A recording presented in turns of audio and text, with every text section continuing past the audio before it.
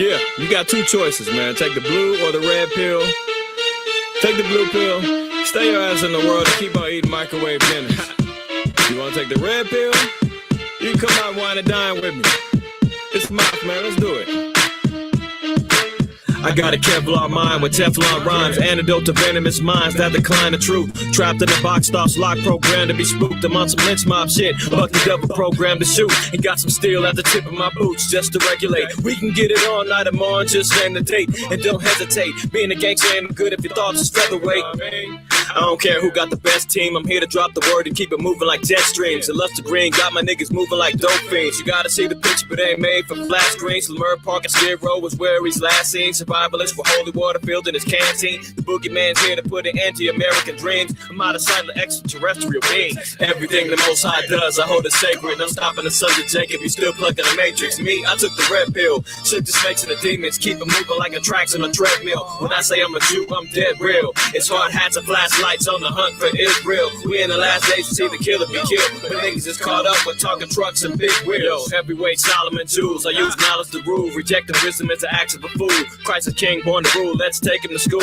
Open up the sword, baby, let it do what it do. Simple as that, Van Helsing the rap. I swing lefty when I'm holding the bat, righty when I'm holding the cat, man. On the highway to heaven, dipping out in the fast lane. I let my hair grow, OD'd on road game. Spit the hot shit, taking shots of propane. SOJ created our own lane. Facing for a queen, got no time for a dumb thing. Nowadays to be heard, I gotta be rude and profane. Dumb down my knowledge, make me look like I'm some lame. It's a trip of niggas with chump change, be so vain. It's the principle of truth, IQAhmath his first name. Come on. Everything the Most High does, I hold it sacred. No stopping the son of Jacob, you still plugged in the matrix. Me, I took the red pill, shook the snakes and the demons, keep it moving like a tracks in a treadmill. When I say I'm a Jew, I'm dead real. It's hard hats and flashlights on the hunt for Israel. We in the last days to see the killer be killed, but niggas is caught up with talking trucks and big wheels.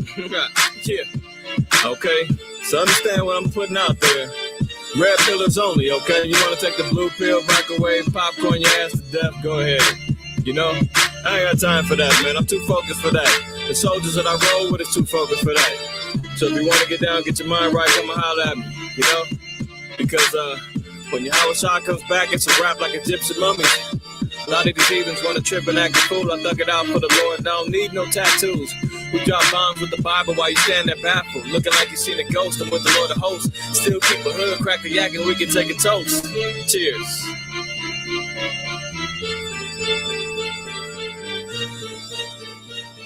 Cheers, cheers, cheers, cheers. All praise, honor, glory to the Most High. Yahweh Shah, it's your brother Ahmath. IQAhmath first name. IQ is all the same. Shabbat shalom to my family that's in the house, man. Welcome back to another episode of DSTM. Don't shoot the messenger.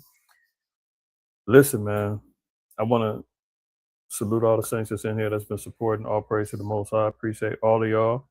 Hold on, let me hide that. Let's get right to it. Like, look. Hadessa, that's your brother.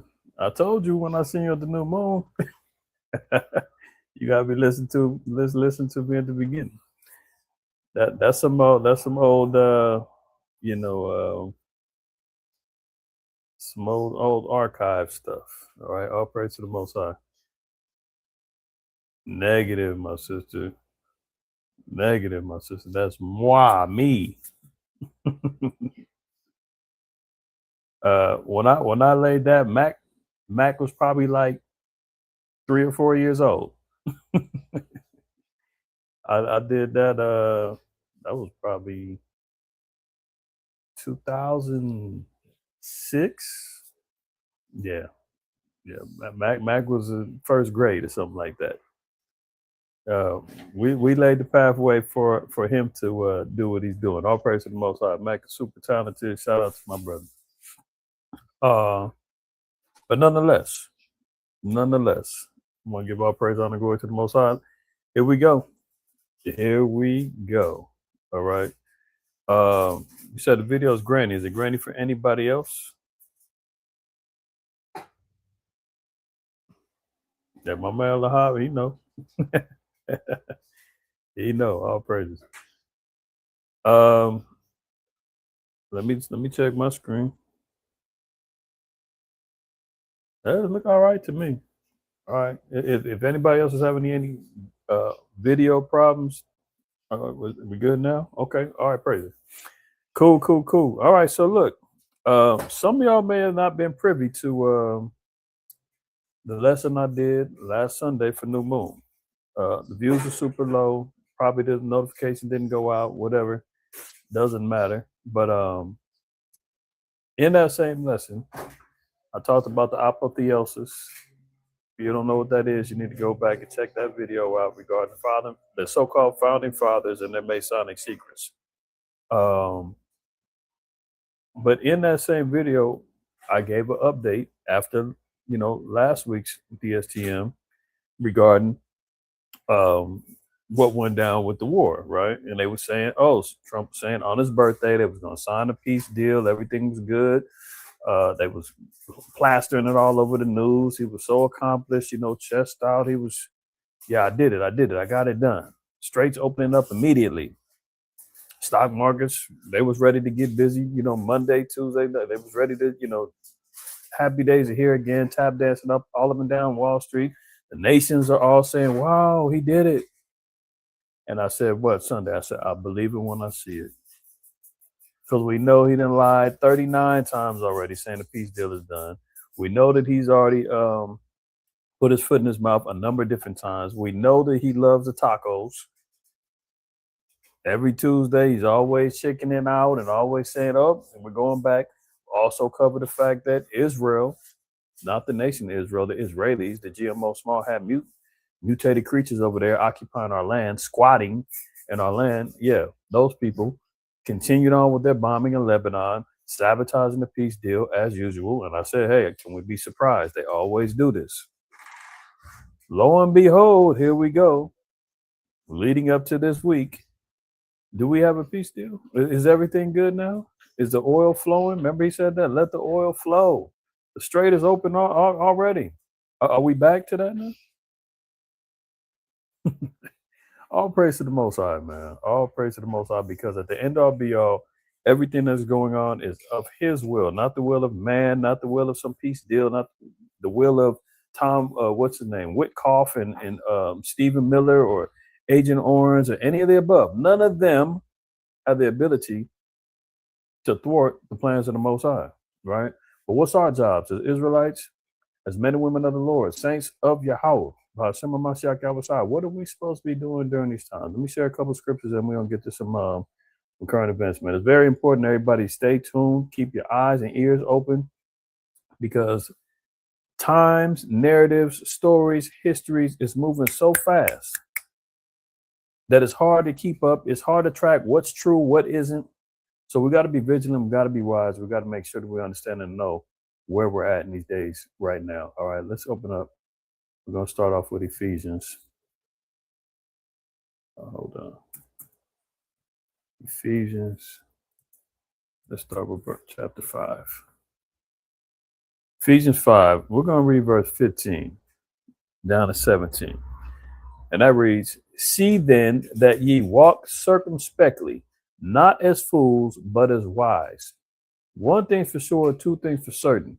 The world, the so-called white man, our oppressors, the nations, they continually see us as fools. Case in point, there was just a quote unquote mass shooting yesterday on so-called Juneteenth, the day that the so-called slavery ended in Texas and liberation and civil authorities was given back to the so-called black man. Date is supposed to be of observation and celebration, celebrating our unity and our freedom, right? 13 people get shot over in Chicago. I guess it's par for the course. It's summertime. Should we be surprised? Not really. But when the nation see this, they just say, look, there they go again. Niggas acting up again. Matter of fact, let me get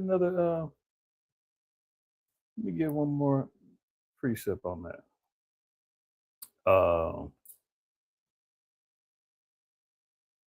I want to read Wisdom of Solomon, chapter 5. And man.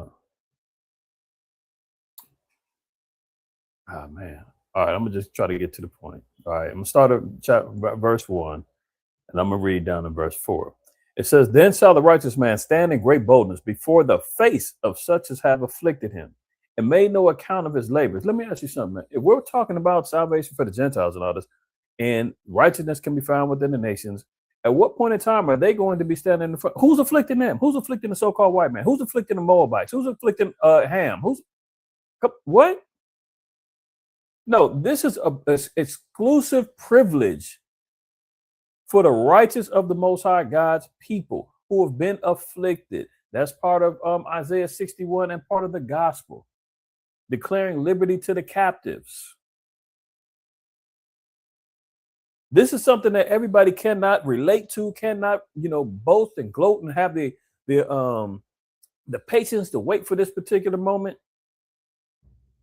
This is part of that salvation, is to be able to stand in great boldness in the face of those that have afflicted us. To say, no more boss, no more massa, no more none of that. No more yes, sir, yes, ma'am, none of that. No more being nervous when you're driving in your car. You've got license, registration, the whole nine. And as soon as a cop pulls behind you, you're constantly looking in your rearview mirror, sitting up straight, both hands on the wheel, making sure that your damn seatbelt is strapped in, because you don't know that you might possibly get pulled over, get framed, get harassed, get beat, maybe unalived for nothing, just for harassment. So the days that those fearful times and moments and precautionary moments that we always have to, do, everything could be legit and you still are nervous. The Lord said the day is going to come when you can stand in the face of all them that afflict you and say, man,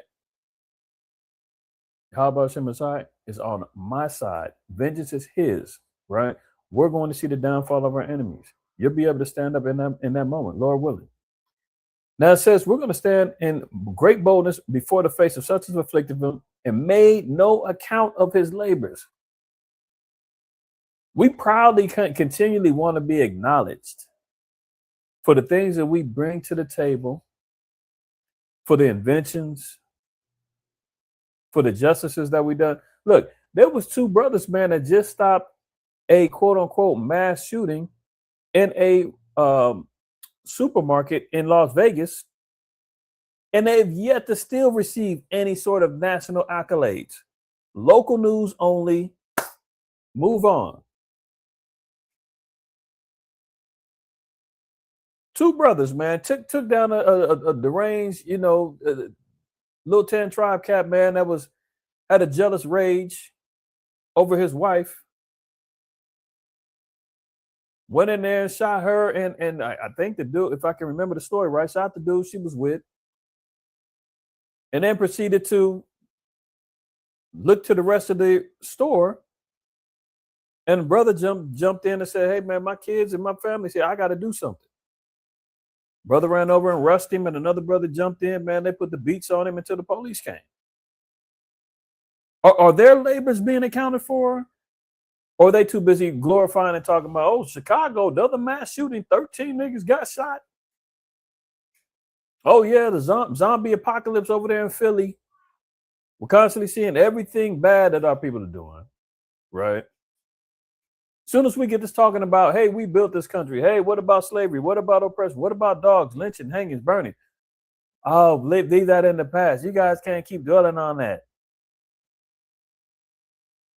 Oh, we can't keep talking about, look, Benjamin Banneker created the whole blueprint for Washington, D.C., the Pentagon, the White House. All of those things, right?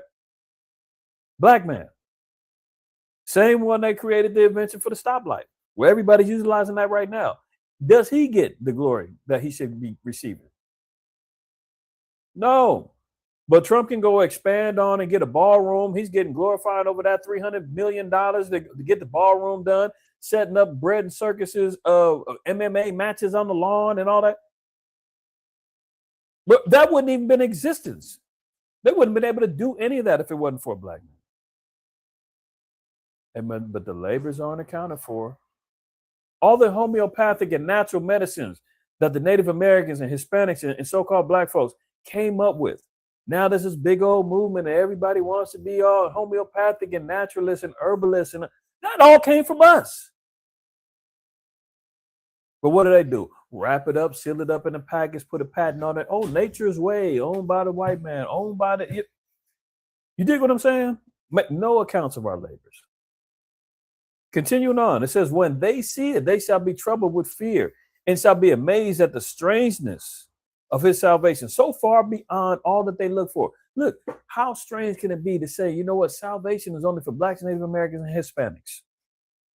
Christians are fighting tooth and nail to say, no, that's amazing, that's strange, that can't be it. Not my God, not my Jesus, not the one that loves everybody, not the one who came and died for the world. That can't be. That's too strange. No, yeah, you're definitely going to be troubled with terrible fear when that becomes the truth. That's what makes this so special. That's what makes this so different. Is that the knowledge and the wisdom and the understanding of salvation that comes biblically, that's been revealed to the men of Israel and to the women of Israel and to the children of Israel, blacks, Native Americans, and Hispanics, man. Yeah, it does sound strange. What about the white man? What about them? Well, there's roles for them, but they dang sure ain't getting the salvation that's been promised to the children of Israel. When they see it, they're going to be troubled with terrible fear, so far beyond all they look for. Yeah, so far beyond, because what were they looking for? White man floating down with turtle doves saying, stop fighting, everyone, let's get along, everyone, I love you, come to me, we're going to go to heaven. That's what white slave Christianity is going to teach you. And now they modernize it a little bit. They got the little youth preachers out there now with the little tight skinny jeans on and, trying to be hip and got their little microphones, clipped to their ear and they want to try to relate a little bit more. You understand what I'm saying? So far beyond what they was looking for. They was looking for everybody holding hands and, you know what, the devil being bound and persecuted for 1,000.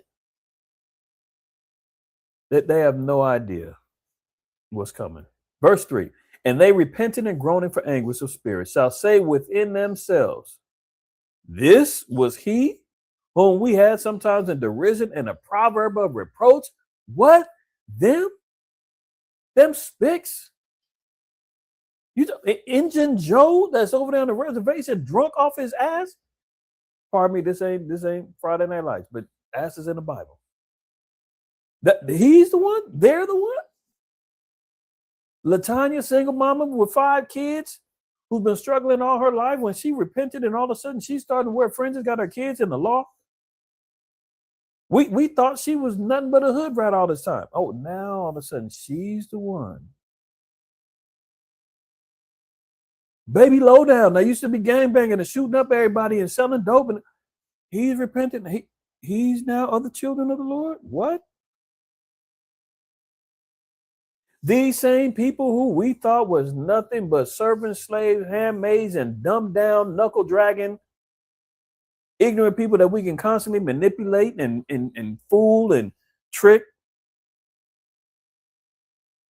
We had them in derision. A proverb of reproach. We fools account of his life madness and his end to be without honor. Yeah, of course. They're going to say, man, they ain't got nothing coming. That's why we can talk about, Chicago, 2013 people shot dead. Oh, you got another shooting, man. 210 Tribe, a couple, domestic violence, just got shooting and killed out in Pomona out here. And they chased a dude down out to Lancaster and arrested him. We're constantly on the news for some foolishness. They're gonna say, how would they? Their life is madness. Project slums, ghettos, barrios, shanty towns. That's what their life is. Eating mud cookies over there in Haiti. What are you talking about? They're the children of the Lord? No way. Salvation for them? How is he numbered among the children of the Most High and his lot among the saints? It's going to be unbelievable. They're not going to believe what they're going to see. You understand? Now let's double back. Verse 15 of Ephesians chapter 5, it says, see then that ye walk circumspectly, not as fools, but as wise. So we can't give them reasons to continually look at us as foolish, but we have to be wise in our walk. And circumspect, what does that mean? Circumspect, literally looking on all sides. So when you tune in here to DSTM and you support the work and the spirit of the Most High and endow me with to present and get information and research and share, and some stuff we might have kindred understandings about, particular current events and things that's going on. Y'all help me remember stuff sometimes.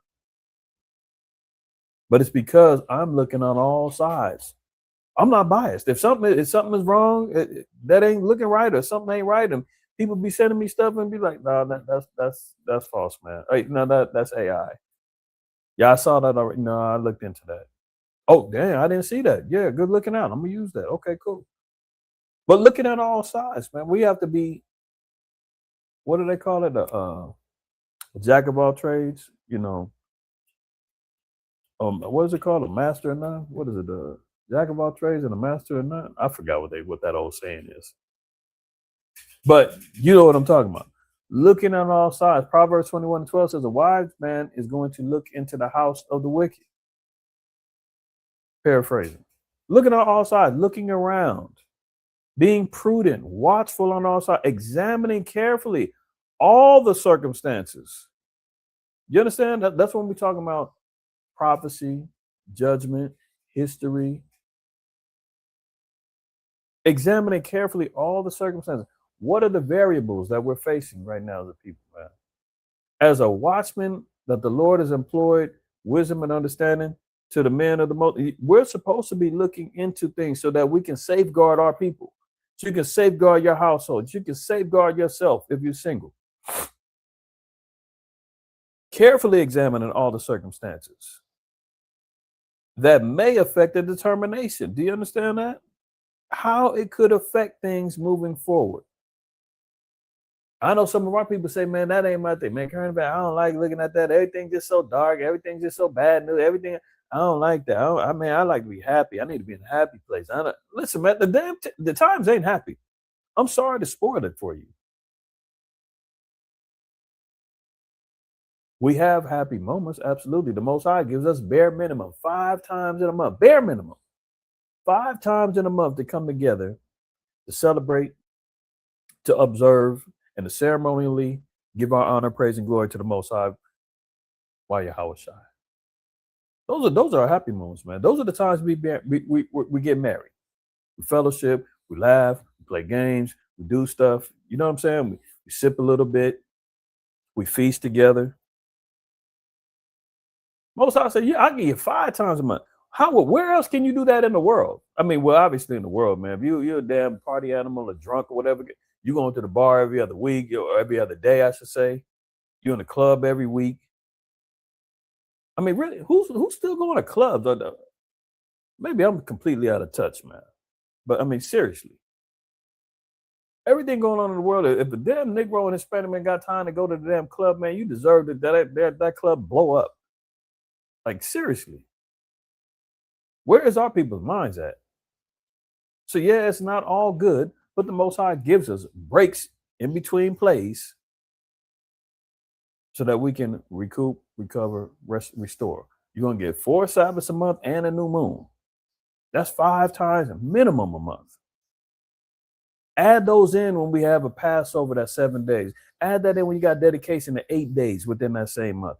Add that in when you got Feast of Tabernacles. The Most High doesn't neglect our people being able to have some fun and turn up and enjoy each other's company. Because he knows. Yeah, rough times ahead. But at the same time, you're going to have opportunities to recharge, reconvene, give him his praise, honor, and glory, and have some fun. So it says, be cautious. prudent, watchful on all sides, examining carefully all the circumstances that may affect the determination or a measure to be adopted. When you got to adjust, when you have to measure out, when you have to adopt or take on a different role in order to maintain, right? So these are the things that the Lord said we have to do. Being circumspect, watching on all sides, being mindful of circumstances, being able to adopt based upon those circumstances, not being fools, but as wise, redeeming the time because what? The days are evil. Sorry to break the news. Redeeming the time. And you have to take back the time. You have to be cautious with your time. You got to be wise with your time. Wherefore, be ye not unwise, but understanding what the will of the Lord is. So the more that we understand the will of the Most High, the less that we fight trying to, well, why, God, why? Sometimes it just is what it is. You got to allow the Most High to operate.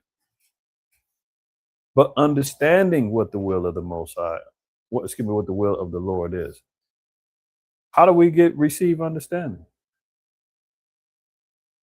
Let's look at Psalms 111 and 10. Psalms 111 and 10. The fear of Yahweh is the beginning of wisdom. A good understanding have all they that do his commandments. So if you want to understand what the will of the Lord is, the Lord said, well, you got to first of all apply these commandments in your life. You got to actually do the will of the Most High. You have to live, learn, and apply these words. Look, the time is being exposed now where the Most High is still sifting, still looking for that good fruit, still looking for the plenteous fruit that's ready to be replanted to get some more based upon the spirit of Pentecost, right?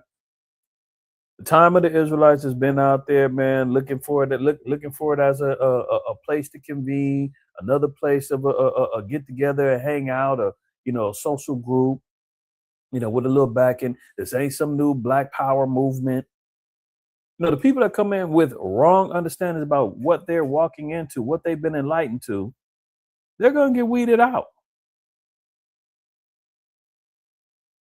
The ones who've been in it for the wrong reasons, you've been in it for the money, you've been in it for the exploitation of your people, you've been in it because you had a failed music career in the world, and next thing you know, you got all this love and support because people in Israel, we love to support our people, man. If you're singing about the Most High, rapping about the Most High, oh, you're going to get some support. Oh, now I'm a superstar over here in Israel.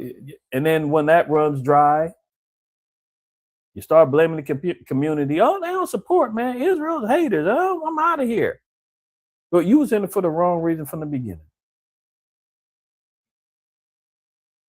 You're in it for the clout. You want the views. You want the adoration. You want the followers. You want that's not it. The fear of the Lord is the beginning of wisdom. A good understanding have all they that do his commandments. His praise endure forever. So the understanding is only going to come via keeping the commandments of the Most High. Now he said, you got to understand what the will of the Lord is. So all this madness has been going on in the world that we're seeing, oh, Trump, bro, we got the peace deal. Oh, yeah. No. He doesn't understand what the will of the Lord is. The Lord already said, look, I've already shot the arrow. Who's going to turn it back? I've already set forth the plague. Who's going to try to cure it all? No, it's not happening. The wheel is in motion. The avalanche is already rolling down the hill. It's getting bigger and bigger. And as much as the so-called white man says, it's not that big. Look how far away you are. It looks bigger than it is. It's so close, but I got it under control. Don't worry. No, you don't have nothing under control. The Most High has everything under control, and it's his will. As hard and rough as it's going to be, each day that we continue on moving towards our end goal, which is the kingdom of heaven, it's not going to be no cakewalk, y'all. It is not. We have to remove the old Christian mentality that says all you got to do is have faith and believe, be baptized in the blood of Jesus, and and everything is yours.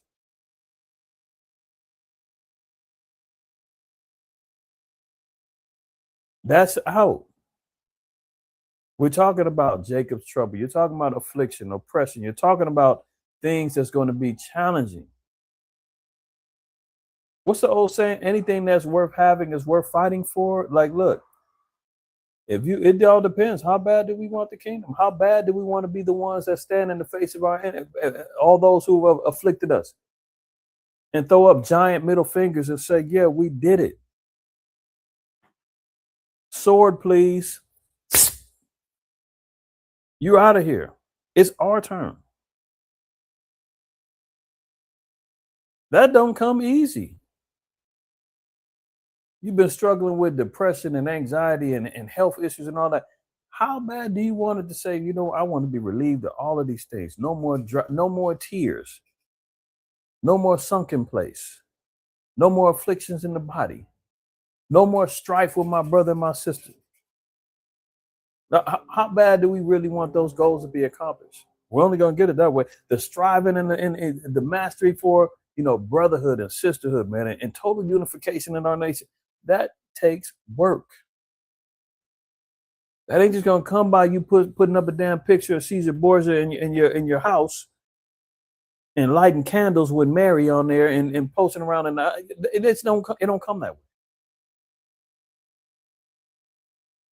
So that's what we're facing. Let me get a couple more. Let's look at Job 28. Job 28, verse 28. And unto man, he said, behold, the fear of the Lord, that is wisdom. So again, here we go. A lot of our people don't fear the Most High enough, and then you wonder why they're out here making foolish and careless decisions out there in their life. They're not backing it up with the fear of the Most High. Certain doctrines out there delete the fear of the Most High, and that's satanic. How can I say that? Because in Genesis 3, what was the thing that Satan did when he told Eve? When Eve said they couldn't eat of the tree of the knowledge of good and evil, or will die, what did Satan do? He said, what? No, you can eat of surely you can eat of the tree of the knowledge of good and evil. You won't die. He removed the judgment of the Most High. So anytime an individual tells you, let's get that real quick. See this? Genesis 3, verse 3 and 4. And if you want the full breakdown, I got the breakdown. I did it last year. And you can go online, you get the whole breakdown, chapter 3, right? So I'm not going to go all in depth. We're getting right to the point. Genesis 3, verse 3. But the fruit of the tree, which is in the midst of the garden, the Most High hath said, ye shall not eat of it, neither shall ye touch it, lest ye die. So Eve tells Satan, no, we can't eat of that. We can't partake of that. We can't absorb this understanding, this knowledge. We're going to die if we do that. We're only supposed to know good. What did Satan say? And the serpent said unto the woman, ye shall not surely die. What? You're not going to die. What does Christianity say? We ain't got to keep those laws. We're under the grace of mercy. You keep the two greatest commandments. No man is perfect. What? You trying to tell me if I eat this pork, I'm going to die? I'm under the grace of God. You trying to tell me if I work on the Sabbath? Hey, the Sabbath was made for man, not vice versa. There's Israelites that teach that you can utilize the Sabbath for your service, for the service of man, to do what you need to do. What's the difference in telling the Christian man, hey, don't go out there and get your car washed? No, you can't go get your hair done, sis, on that day. Well, the Sabbath was made for man. This is my time. No, it's the Lord's time. Where you get that from? And that's what ends up happening. That's satanic and a heresy. When you remove the judgment of the Most High so that you can go out there and do what you want to do. There's Israelites that teach that too. Oh, that man, hey, look, 2/3 of Israel going to come back in the kingdom. So what's stopping them from sinning then? If they figure I'm going to be back anyway, I'm still going to get the kingdom, why keep the commandments now? I'm not going to die. I'm going to continue living forever. I'll be back. No. That's what happens. And you remove the fear of the Most High. Then you wonder why all these scandals and all this foolishness goes on in our nation, because wisdom isn't being applied. And why is no wisdom being applied? Because the fear of the Lord takes a back seat to what man wants to do, what woman wants to do. Oh, I'm sick and tired of my husband. I want a divorce. I want to build a divorce. I want to separate. Then you separate, then you go up and go find another man. Yeah, you know that's adultery, right? Oh, okay. You ain't got no damn bill of divorce. You only got separated because y'all are arguing too damn much because over finances. That does not give you the liberty to go out there and get another man and go get remarried, and now you done committed adultery. It does not give a man an excuse to say, well, we're separated. I'm gonna go out here and get my rocks off it. Now you out here fornicating with every other sister, trolling around on the damn internet on Hebrew Israelites and linkup.com or whatever the hell's going on. That used to trip me out when I used to hear about the Israelite dating sites on Facebook and all. I'm like, what? Who's regulating these relationships? Who's counseling these engagements? Then you wonder why there's so many marital issues going on in Israel. Trolling around, messaging each other on Instagram on the low. But who's regulating it? Oh, why? No, because the fear of the Lord is now missing. Because you feeling though I'm at liberty, I can do what I want to do. I'm all right, I got it. And then you ain't moving in wisdom. Your household gets rocked in with some scandal or some foolishness going on. You got a sister pregnant. You ain't told your wife. Sister's over here messaging, brother over here, brother over there, and she trying to figure out, well, which one do I want? He be in my DMs, she in my DM, he in my DM, and I'm messaging all of them with my head wrap on. Shalom. My phone bill. I don't know if I'm gonna get my phone bill. Hey, brother. This is a made up name. I'm not saying nobody in particular. All right, be clear. Hey, brother Azariah. Hey, brother Abraham. Can you help me with my phone bill? Brother sending money.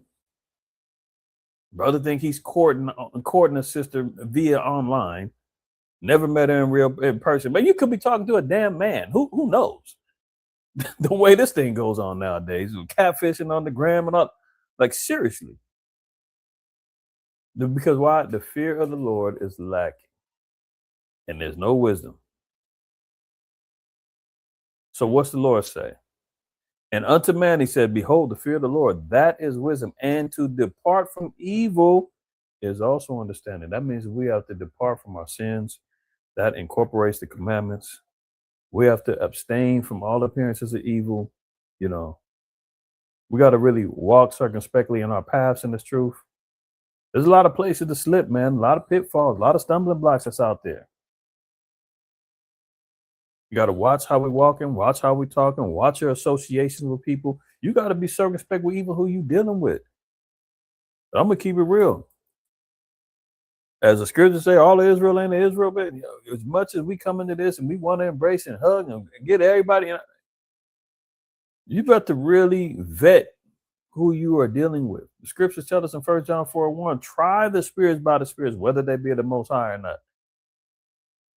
Sirach, the 6th chapter, tells you to prove a friend. You cannot constantly be in this, hey, Shalom, man, that's my brother right there. You don't know that, Jake. Jake may have all kind of wickedness under his nails. You embracing the Jake and you taking pictures with the brother next to you, brother's like, hey man, you over there, this brother done committed adultery and fornication, man. He done beat off several women. We done booted him out the community. And you like, what? Oh, the brother just hit me up on Instagram and said he wanted to come to our school. I didn't know. Like, it's all kind of madness that goes on. You got to vet who you're dealing with. Let alone as agents within the nation already. They're snooping around, supplanting minds. Got to be circumspect. The days are evil, right? Let's get a couple more and then we'll get to these current events. If I'm making sense, man, and y'all feel where I'm coming from, Throw a 7 in the chat. Let me know that I ain't talking to myself. Hello? Are you there? Colossians 4, verse 5. Walk in wisdom toward them that are without. So what's the Most High telling us? That we have to walk wisely in our steps. When you're dealing with those that are without wisdom. Why? Because we got to be examples to the flock. You got to show your people the right way to go. You know, you never know where you can actually turn their minds into thinking more righteously, more wise. They may say, man, you know what? I don't agree with everything, you know, the Israelites be saying, man, but them brothers do be making some good points. Them brothers do be walking. Them sisters do be carrying themselves in an upright fashion, in a modest, in a humble fashion. Can't speak against that. I may not believe that, you know, salvation is only for them, but I can't knock them for whatever else they're doing. Walk in wisdom towards them that are without, right? So we have to be more wise than those that's without wisdom. You can't be walking around here with the same damn wisdom, making the same decisions like you was in the world. There ain't no reason that I'm stumbling and doing the same things that old me was doing 30 years ago, 30 plus years ago. There ain't no reason why I'm here right now and I'm doing the same thing that my next door neighbor is doing some foolishness and I'm doing the same damn thing as him. Nobody should be reflecting back saying, damn, Israelites, man, ain't no different in the world, man. They doing the same thing. Why can anybody make those comparisons? And I've heard it before. I've seen it before. I've witnessed it. We saying, damn, they ain't no different in the world. What are they doing that's different? What's setting them apart? Why are they still doing this? Why are they still acting like this? Why are they saying this? It's because they're not walking in wisdom towards them that are without. They're walking in equality with them, those who are without. And that, brothers and sisters, is not how you redeem the time. Listen, why are we constantly hearing about redeeming the time, taking back the time, conserving the time, utilizing time wisely? Because there ain't a lot of it. So we've got an obligation to walk accordingly and not foolishly.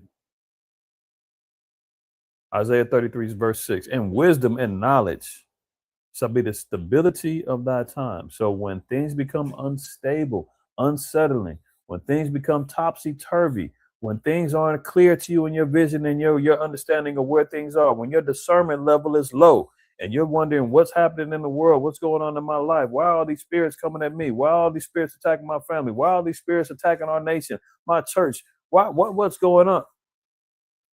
The Lord said, pause, reinvest the fear in him, gain more wisdom, make sure the commandments is there, depart from evil, employ wisdom and knowledge to keep stable. So when things get rocky, that's because wisdom and knowledge aren't the balancing.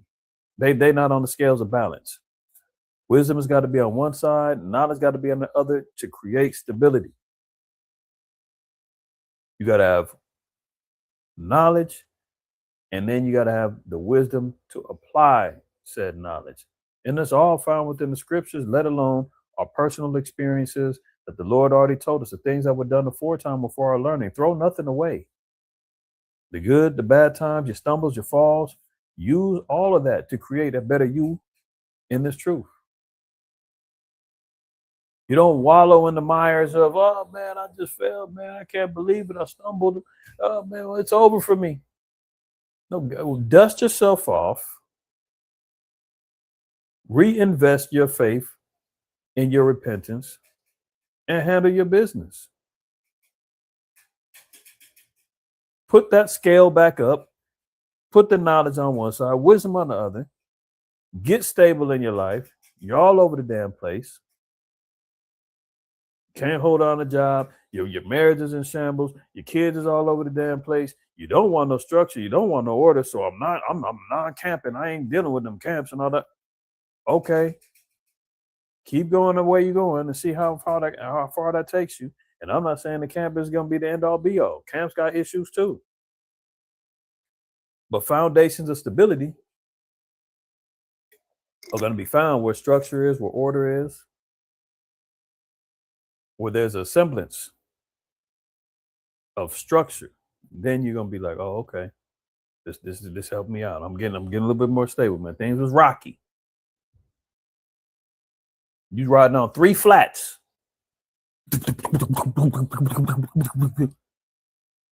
Before you stop that car, you said, no, this ain't gonna work. Let me get out my fix-a-flat, jack up my car. I'm gonna put some in one. I'm gonna put a little bit more in the other. I'm gonna put a little bit more in the other. That might get me to where I can get to a full service station and get some air in my tires, where I can replace these tires. I can do what I need to do.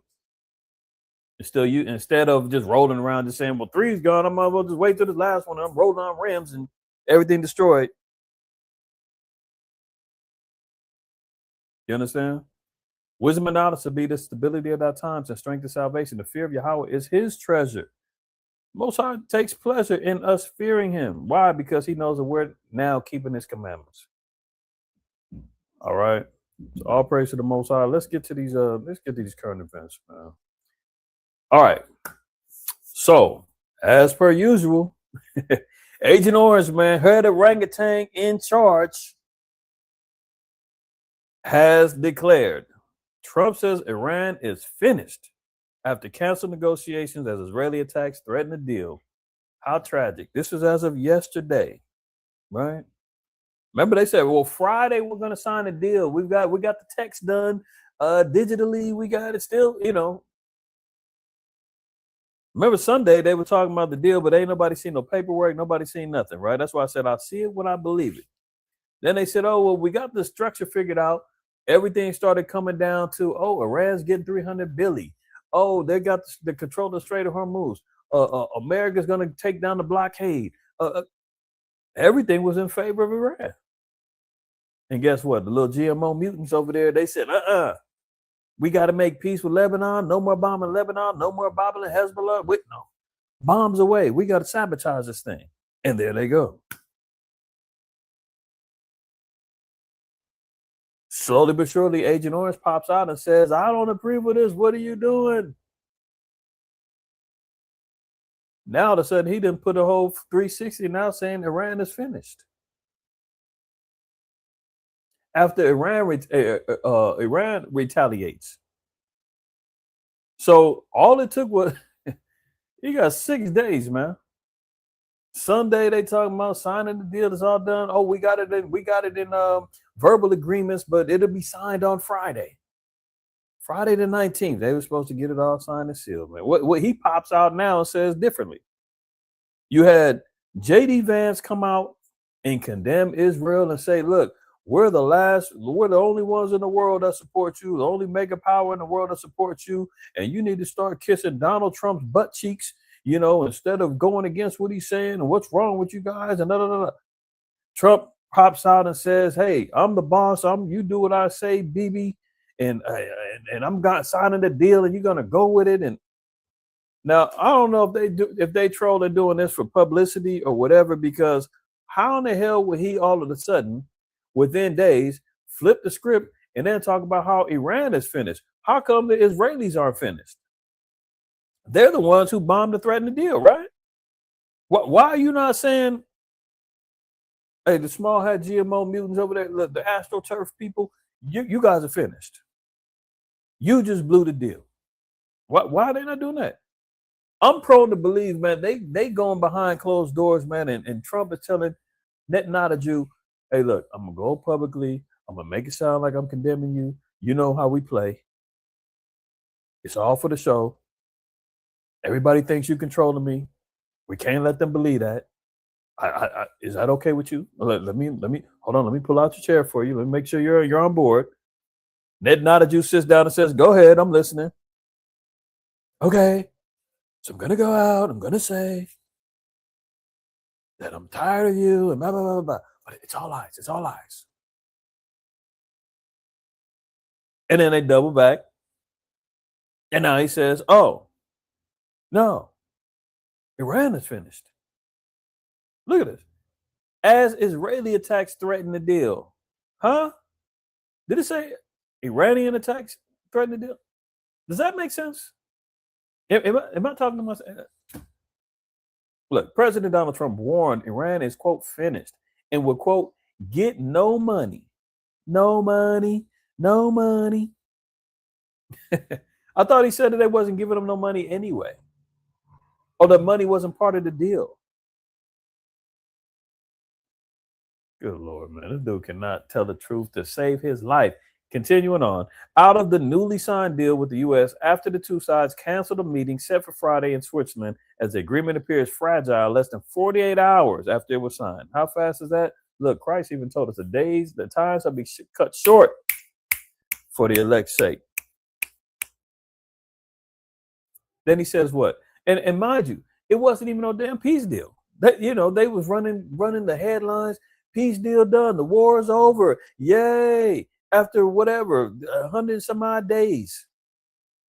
And meanwhile, it was never a peace deal. It was a quote ceasefire for 60 days so that they could talk more on the particulars about the depleted uranium and the nuclear capabilities that Iran would have or not have. So all it was a deal to extend for 60 more days. But he runs out there on his birthday and, oh, guess what? I got the deal finished and let's play. Get and that damn WrestleMania.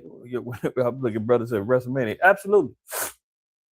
UFC match that they had at the damn White House, they said was flooded with damn bugs, and the rednecks was over there fighting each other and all of that. In the crowd, it was a damn show, as they call it.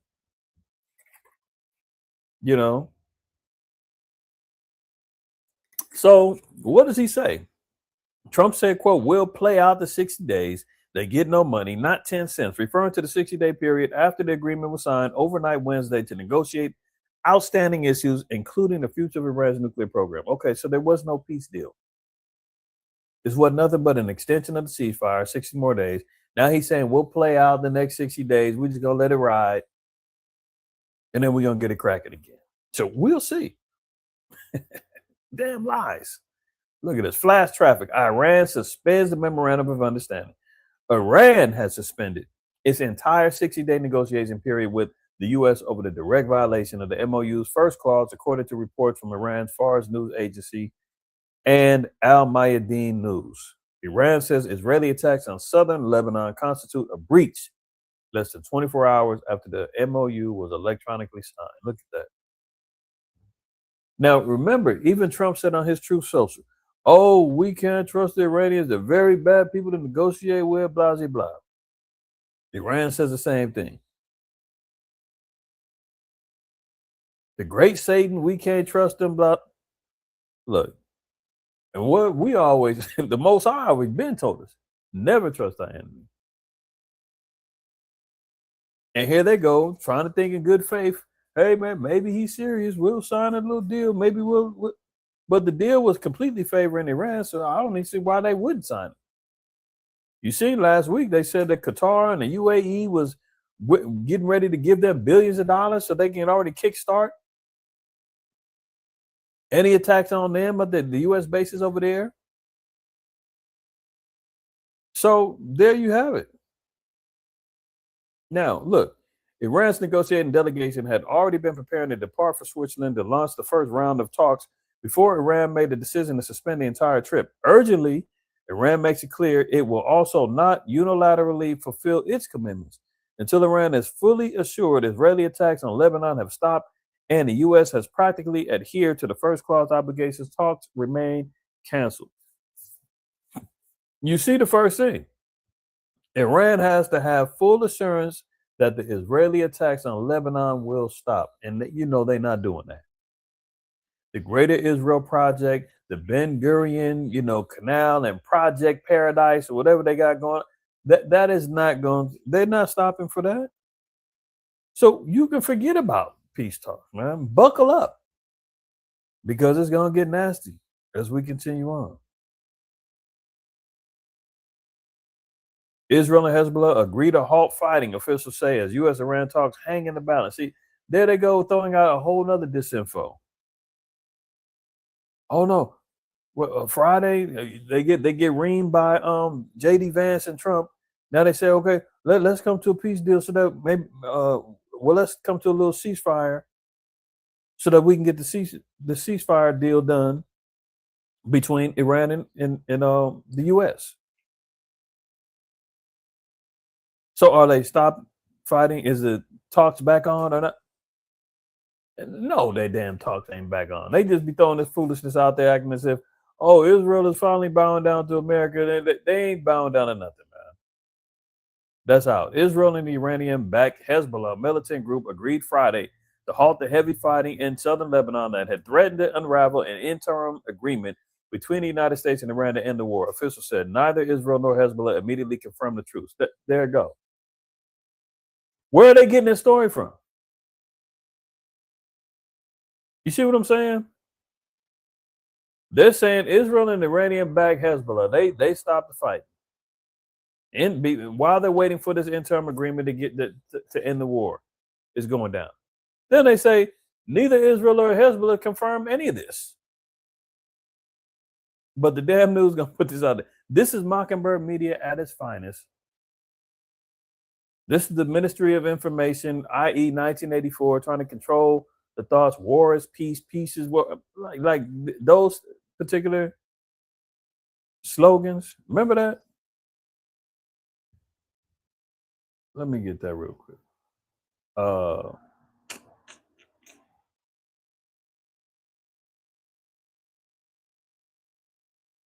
1984, Ministry of Truth. War is peace.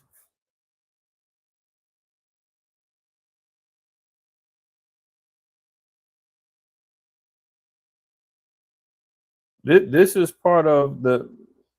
If you haven't seen, well, look, I know people you ain't reading no book, so they do have 1984, the movie.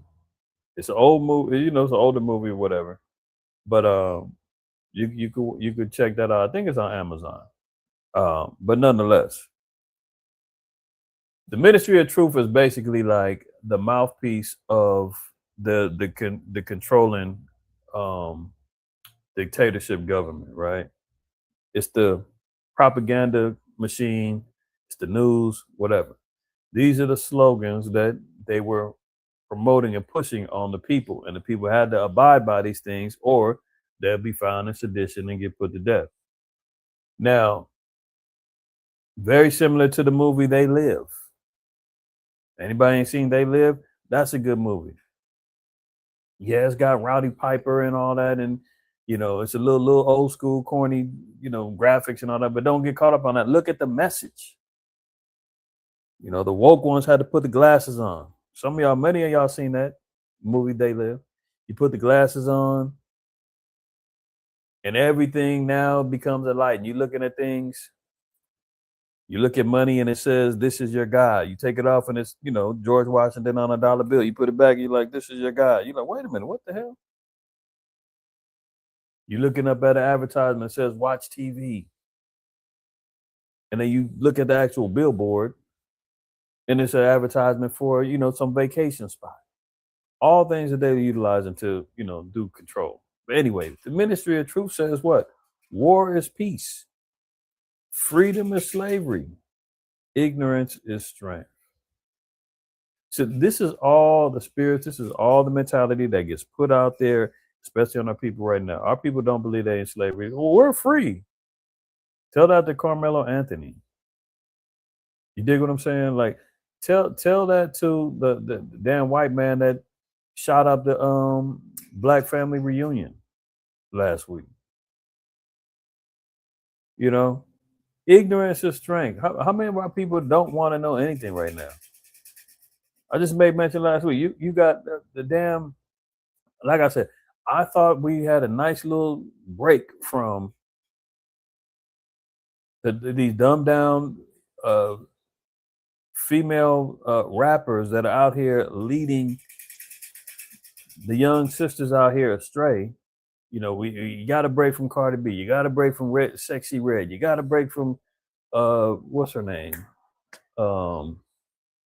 Meg Thee Stallion, and all of them. They all been in their little corners, man. You ain't really heard too much from them. But here come Young Miami, the mistress of Diddy, and she got the song talking about spend that cash, shake your ass. You know what I'm talking about. Where's all my scamming niggas at? Where's my boosting bees at? Putting stuff in your, stealing stuff in your purses. And where's the scamming niggas at getting money and spend 5s, 10s, 50s, and 20s? Huh? That's where ignorance is strength. And you can't tell them nothing as they're running around here, bumping their music, high as out of their minds, trying to emulate and live what they're listening to. Hashemai, good thing that you haven't heard from her. Keep your ears pure.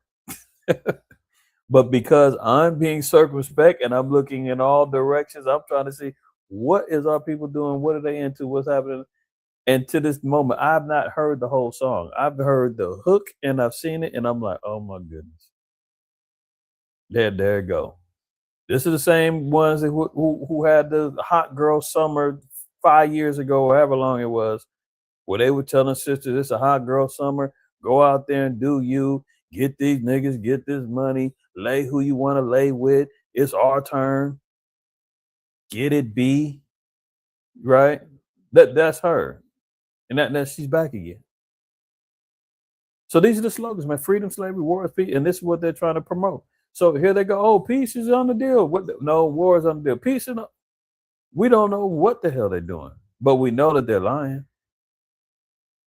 If you can say within the first paragraph of this article, neither Israel or Hezbollah immediately confirm the truth, why are you reporting it as if it's happened or that they've agreed to this? I digress. Let's continue.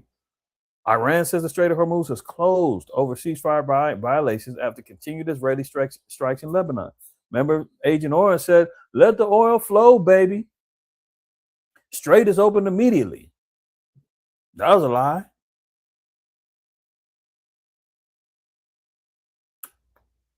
So what do we see? Iran, the IRGC got full control of the strait again. Expect the the gas prices to boost back up again. Expect the food prices to stay where they're at and accelerate. Expect the increased famine. At least, quote unquote, for another 60 days, according to Agent Orange. But he's already said they're finished. We're just going to play out these 60 days and then let the chips fall where they may. And over them 60 days, you're going to see the small hats going to act the fool. I would not be surprised if they do, find a way to insert a Black Swan event in order to really get things ramped up. If he's already declaring they're finished, we're just going to play this out, during this 60 days, they're going to need some incentive to turn up the heat and go crazy because they're not going to go without this oil. Look at this. We're talking about $500, $600, $700 million a day. It's a lot of money. A lot of money. That's why the world is okay. It's liquid. It's fine. Also, we run out of reserves in about 4 weeks. There are reserves all over the world. And did you hear that? Hold on.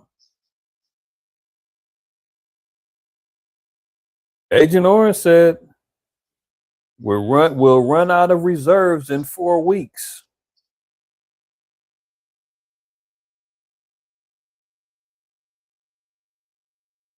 There are reserves all over the world, and we would really run out. And there'll be a time when you wouldn't be able to. Let me back this up a little bit. My bad. In about 4 weeks. There are reserves all over the world. That's why the world is okay. It's liquid. It's fine. Also, we run out of reserves in about 4 weeks. There are reserves all over the world, and we would really run out. And there'll be a time when you wouldn't be able to get it. And you want to see Bedlam?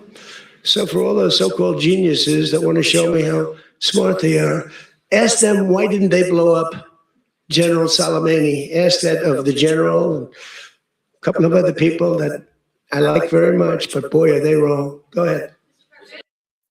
So he's gloating. He said, look, we got 4 weeks of reserves left. And if that runs dry, you want to see Bedlam, meaning you want to see hell on earth? When the energy prices skyrocket, the agricultural business, the agriculture and farm businesses completely suffer and break down. You want to see the lack of imports, exports, and shipping shut down. You want to see the war really get turned up. That's why I said I'm wondering. That's why I had to go bomb Soleimani. That was a little Iranian. I think he was a general that he had bombed under his first campaign, and just said, "Look, I got to put these cats to death, man, so I can snatch up that oil." So he's saying, "Look, if we don't do this, we're in trouble." So that's why he's saying we'll play the 60 days out, but they're finished. They ain't getting no money. Look, you're holding $300 billion of my money. You tell me you dead on that, man. You ain't gonna see 1 cent of it. What? And you done killed my relatives and top generals and all that. I'm just supposed to sit back and just say, damn, I guess we might as well write off our money. I guess we're never gonna get revenge for our loved ones. He got it. You think Iran's gonna do that, man? They ain't did that in centuries. Why would they do that now? Continuing on. Now he says, if you want to see Bedlam, now look, according to 2 Ezra 9:2, we read it all the time about earthquakes and uprisings of the people in the world. Bolivia, they've been having riots and unrest for 50 days now because of fuel and food shortages. It's famine down there right now. South America.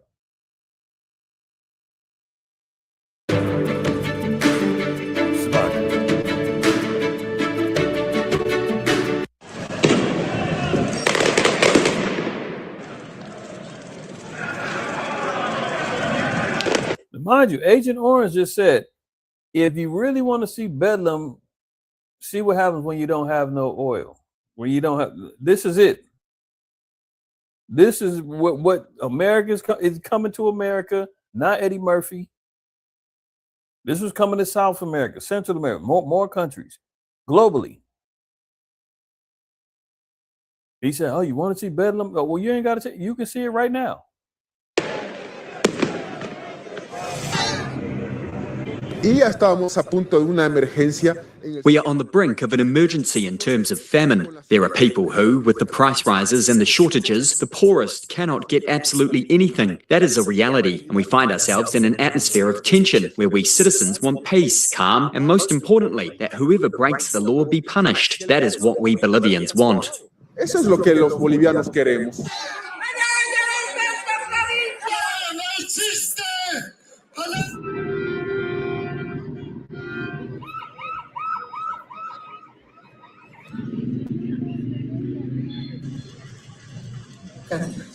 I haven't opened for over a month and a half. I haven't opened on Saturdays or Sundays. I had 9 employees under my care. Unfortunately, I had to tell them to take a break. What am I going to sell? There's no meat, it's expensive, and there's no chicken. There aren't any ingredients either, to vary with other dishes. Nothing.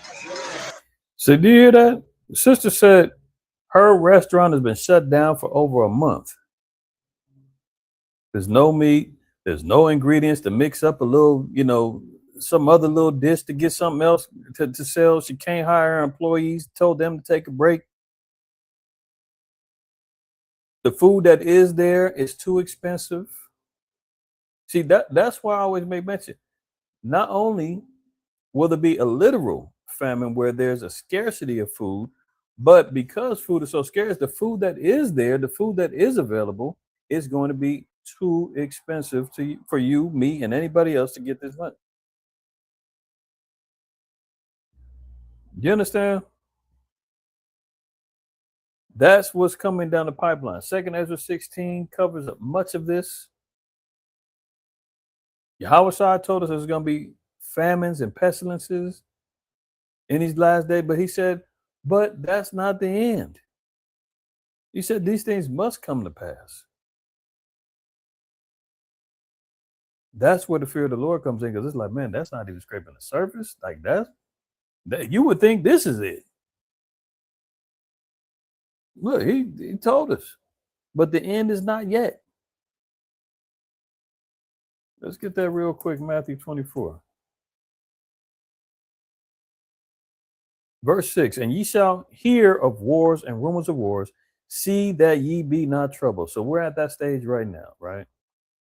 That seal's been broken open. We're seeing the rumors of wars, man. The rider on the red horse, he's coming through, seeking death and destruction.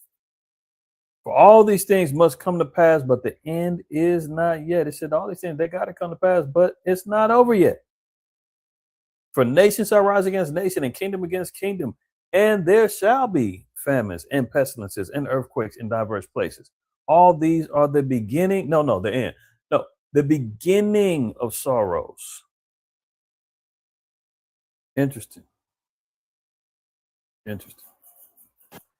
Look at this. A growing number of foreign leaders have had it with Trump.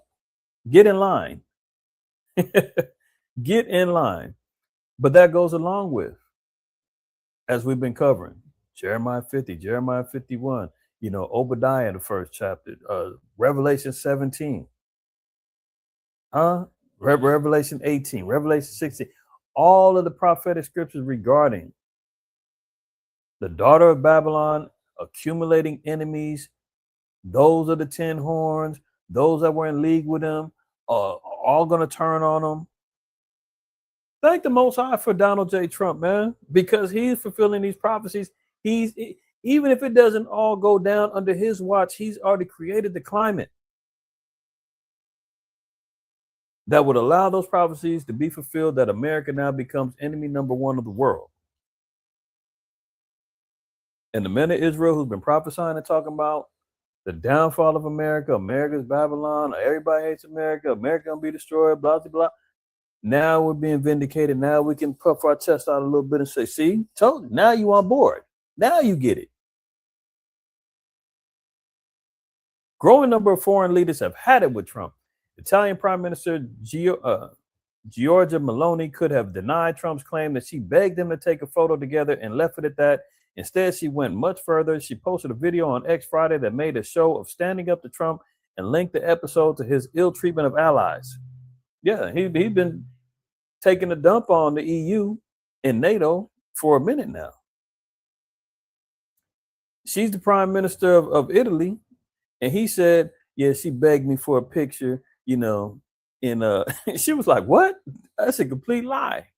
Why would you do that? Why would you just...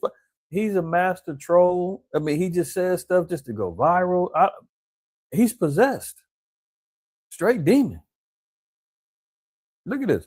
I can only say that it's a shame he doesn't have the same determination with the enemies of the West, with the enemies of the United States, with leaderships with which he insisted appears much more accommodating, right? It was a broadside, and not just from any leader. This is a right-wing leader that some have compared to Trump. So, he went out there and trolled her and tripped on her. Now all of the European Union leaders are getting behind her like, yeah, this dude is tripping. He was talking, it's about us. Oh, yeah, he was talking about us too, man. F America. That's the common thread. That's the common saying. Look at it. How Trump's Operation Epic Disaster turned the world against America. Oh, so when the Israelites said, oh, we're just a hate group, you don't like being here, get out. Oh, how dare you? This is insurrection type verbal speech that y'all talking about. Arrest them. Sedition. No, we're just saying what stating the obvious, man. Look in the mirror. The world is turning against America, man. This is why you see and understand the nations in particular. Jeremiah 50 and 51 going into the destruction of this place. Game changer, too soon to tell, but Ukraine flexed in striking Moscow. So it's almost like, man, Zelensky is jealous of the attention that is happening in the Middle East, and he wants to gain some more attention and get some more favor with NATO and the EU. Because wasn't it like 2 months ago, or maybe a month ago, I just had an article, and he was talking about he was ready to talk peace with Putin, but he wanted to bring the EU leaders with him so they can, they can guide his speech and make sure he don't. Remember that? It was just like a month ago. He was talking about how he was ready to talk peace. He was ready to wave the white flag and bow down. But he unleashed some lethal strikes over in Moscow. Russia now says they're going to vow massive retaliation after Moscow got hit. So that war is completely backlit. Look at this. Zelensky said, if Ukraine burns, Moscow burns. Last night, he meant it. 9 miles from the Kremlin, the sky went black. And this Scripps News seems like it's a pro-Ukrainian, newscast, but you gotta watch what they say in this. Watch this. The Moscow oil refinery, one of Russia's largest, supplying more than a third of the capital's fuel, burning. Russia says its air defenses downed 555 Ukrainian drones overnight, nearly 200 approaching Moscow alone. They stopped most of them, not all.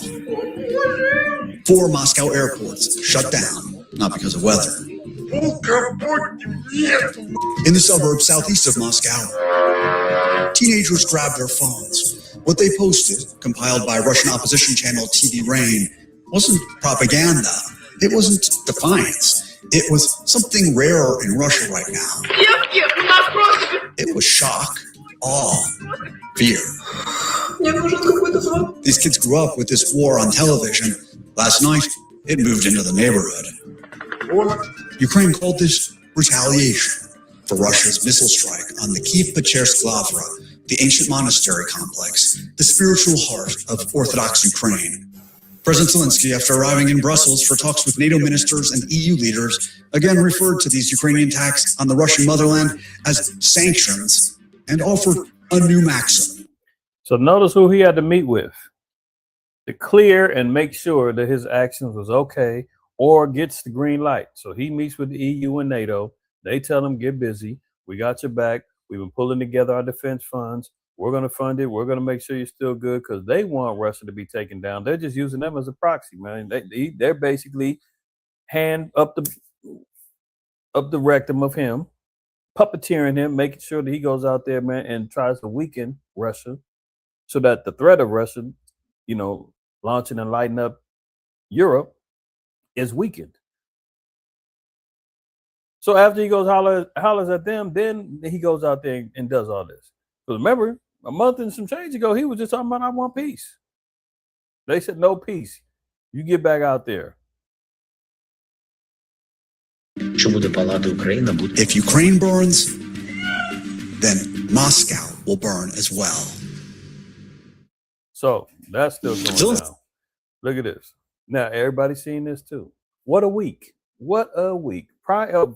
The big old UFC fight at the Freedom 250 event, and guess what ended up happening?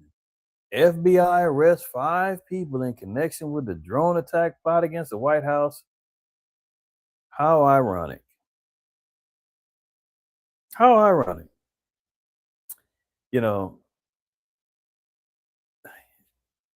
Everybody's seen this. Buy it if you want to. This is getting ridiculous, man. One thing for sure, 2 things for certain. Agent Orange, Orangutan Orange, he knew that what sealed his election, what was it, 2 years ago. Damn, time is flying. Yeah, because he's in his second term. He got elected 2024. Remember that summer? He got sniped in the ear and they even saying a lot of that now is unraveling, and that ain't looking too kosher either. And he done said close down a damn investigation about his assassination. Did you hear that? Did y'all hear about that? Well, after they start digging deeper and more bones is getting unturned and things ain't looking kosher about that whole situation, he says, hey, shut it down. Shut it down. That's the case closed, man. We got the guy. It's over with. I don't want to know. How would you want to? How are you trying to? Now you want to stop the investigation about somebody who tried to unalive you? This is getting wild. This is getting wild, man. So the FBI arrests 5 people, right, in connection with a drone attack plot against the White House, UFC free. Brother said he ain't see that. Okay. Hold on.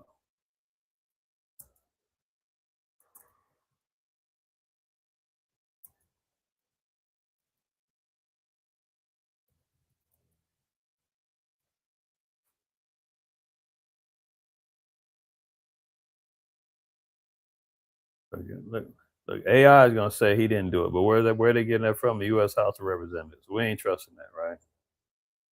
Tucker Carlson, he's saying Trump shut down.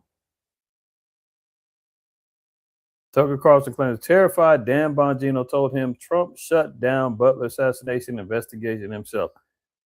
Dan Bongino was the second in command of the FBI at the time, under Kash Patel. Now, this is a quote-unquote claim. He claimed the terrified and hysterical Dan Bongino told him President Donald Trump was the one who shut down an investigation into an assassination attempt in Butler, Pennsylvania, a notion Bongino is already denying. This is the same guy, man. Him and Kash Patel was going crazy before they got elected and got appointed to the FBI, heads of FBI. They said that, oh, Epstein files, we're going to expose all this, blah, blah, blah, blah, blah. Oh, we're on this guy. And when we get in there, we're going to drain the swamp. And then as soon as they get in there, they have a press conference with them sitting on each other's laps talking about, oh, yeah, Epstein, yeah, he committed suicide. His case closed. We saw the video. Everything is out the picture now. Let's leave it alone. And everybody's looking like, what? You guys said that you're going to do a deep investigation. You're going to expose everything. You wasn't saying that before y'all got in them seats. Now all of a sudden it's, Epstein was clean. Huh? Now Tucker Carlson talking about conversation you done had with Dan Bongino, and Bongino like, yeah, man, Trump shut that down. Now he goes public with it. Bongino, I didn't say that. No. These guys are playing games. Okay, so look, you had this so-called alleged, UFC attack that was going. They was going to hit the place with drones and draw people out to another destination where they was going to light people up with their guns and all that other stuff, right? So soon as this goes down, you don't get a press conference statement from the Department of Homeland Security. You get an official statement coming from Kash Patel, the director of the FBI. Since when do you do that by yourself and you don't have the Homeland Security out there with a major press conference? These guys are too funny, man. The plot was stopped cold on June 10th after investigators executed a search warrant in Cincinnati where the first arrest was made. FBI Director Kash Patel said in a statement.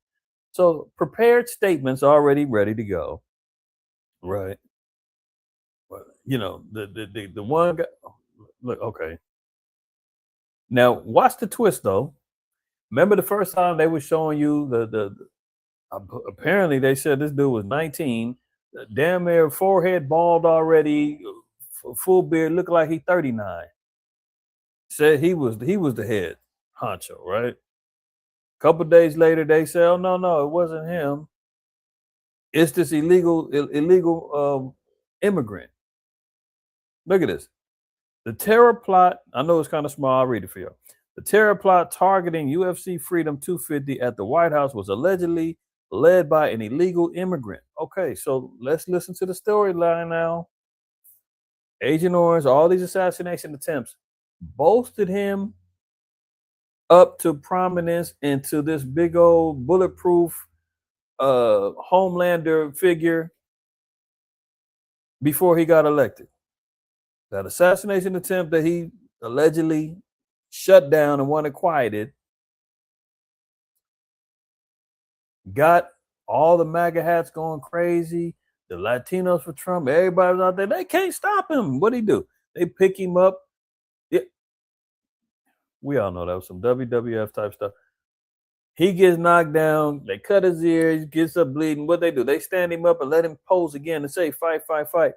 When does that ever happen, man? Assassination, they're supposed to be scrambling to protect him, get him up out of there. No, after the shooting, they pick him up so he can get somebody can take another headshot. You haven't caught the shooter yet. You don't know what's going on. You got one shot off, or however many shots off.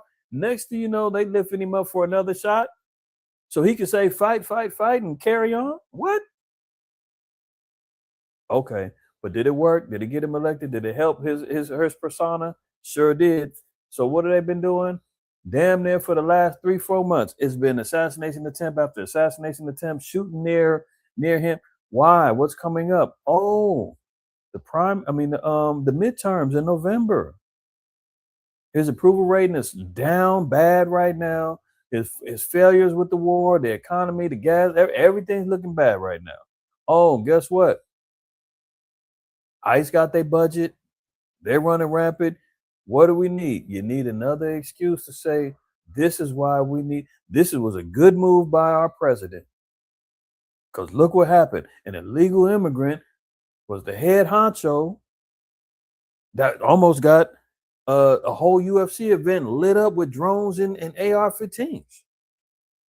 So we got to get these illegals up out of here, man. Bravo, President Trump. Look, the Trump plot targeting UFC Freedom 250 at the White House was allegedly led by an illegal immigrant, according to DHS. Officials say Mexican national Abraham Hermosilio Alvarez was arrested by the FBI in Omaha on the day of the event before ICE lodged a detainer against him.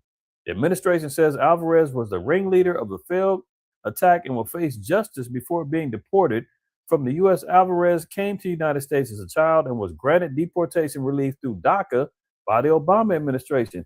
And ironically, hasn't Trump and Obama been going back and forth in the news lately? Didn't they just did something in Obama's honor a couple days ago. Oh, so there's another player in the game. Oh, Obama's DACA, the decision, the DREAM Act. Oh, it's his fault. Let me let this play, man. You can't make this up. Liveman, crafting really cleaning can't. tools since You really 1896. I'm trying to make it. I'm trying to say that it just can't be this. All right, team, listen up. I've changed my mind. Nationwide search for suspect in the alleged plot to attack the UFC event at the White House, leading investigators to Abraham Alvarez, an illegal immigrant from Mexico. He's accused of being the ringleader. I mean, and he's cheesing in his mugshot as if like he's still thinking this is all part of the whole plan. Like they get these little patsies, man, these guys who could be, mental patients, who knows what. They thinking this is all a game. Yeah, don't worry. Those are blanks. Don't worry. The drones don't work. Yeah, we're going to do this. We'll pay you some money. Make sure you connect with these guys. We're going to hook you up. He's still thinking, hey, geez, this is cool. All right, let me continue. And he was arrested in Omaha, Nebraska. Sheriff Aaron Hansen is the sheriff of... It was a library. Okay, throughout the library for Obama. Douglas County, Nebraska. Thank you for being here. Here's the file folder that we have on him. Charged with conspiracy to commit murder, conspiracy to commit violence on White House grounds, and an illegal alien from Mexico. He was granted DACA, which is the Dreamer policy.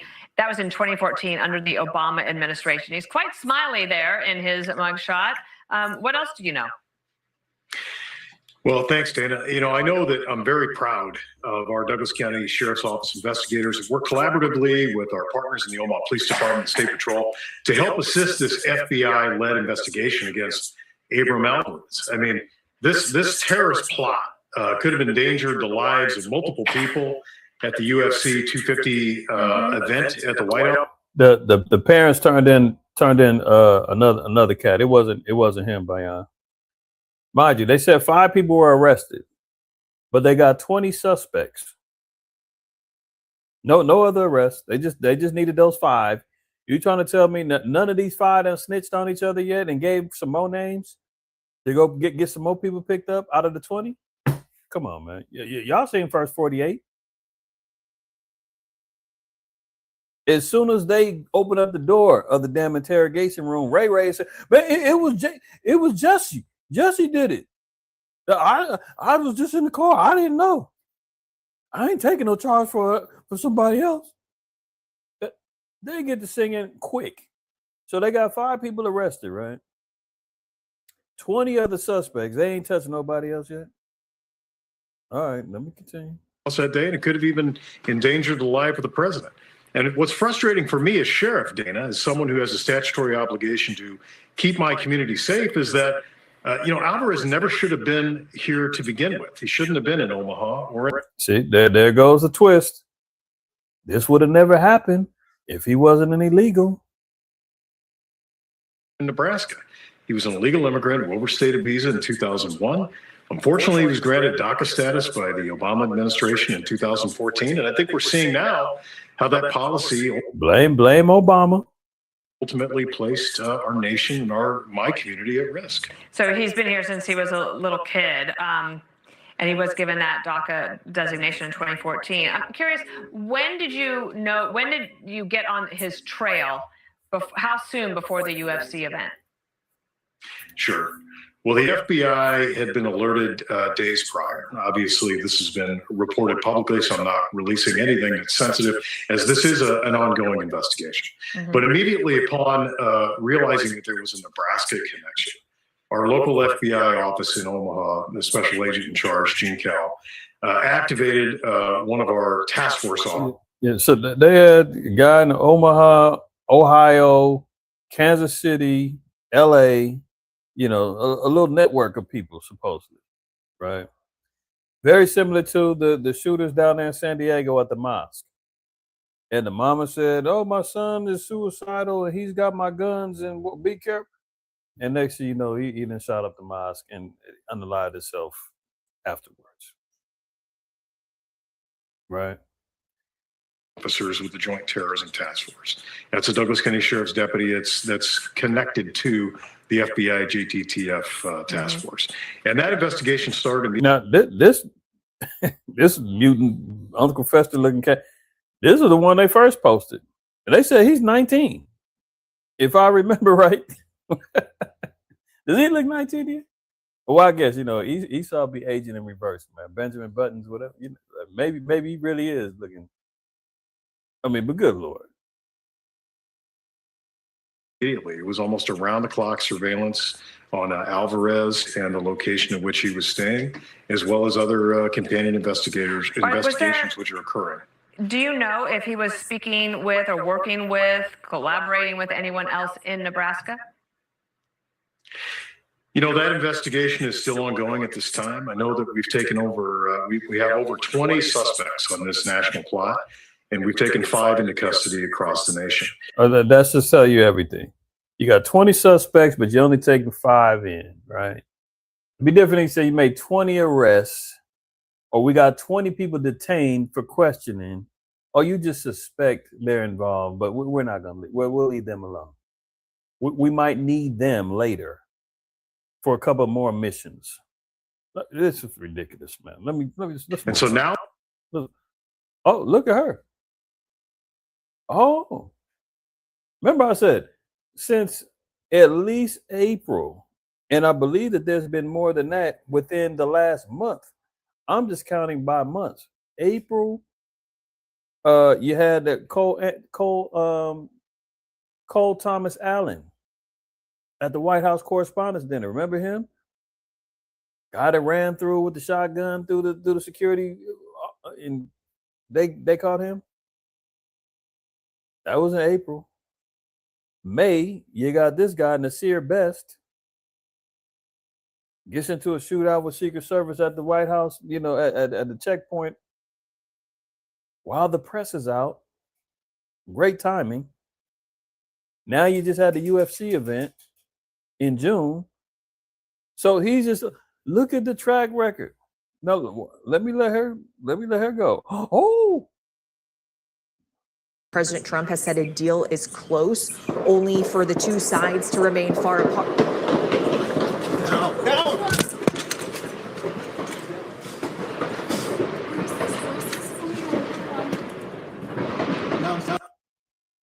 Now, I'm not saying that this did not happen, but it's just so. And I had to kind of shake my head because you know how blacks and Hispanic, we're so desensitized to what. If we heard that, we damn sure would not have the reaction she heard. That's an average lead up to so-called 4th of July That's an average day in the hood where you just like boom, boom, boom. Is that firework? No, that was a real shot. Damn, okay, shoot. Somebody get lit up over there. We definitely ain't reacting like this. President Trump has said a deal is close, only for the two sides to. Now you can hear them shots is hundreds and hundreds of feet away. And she don't know what's going on until they tell her, get out, get out, get out. Why am I doing all this? You're going to see in a minute. Remain far apart.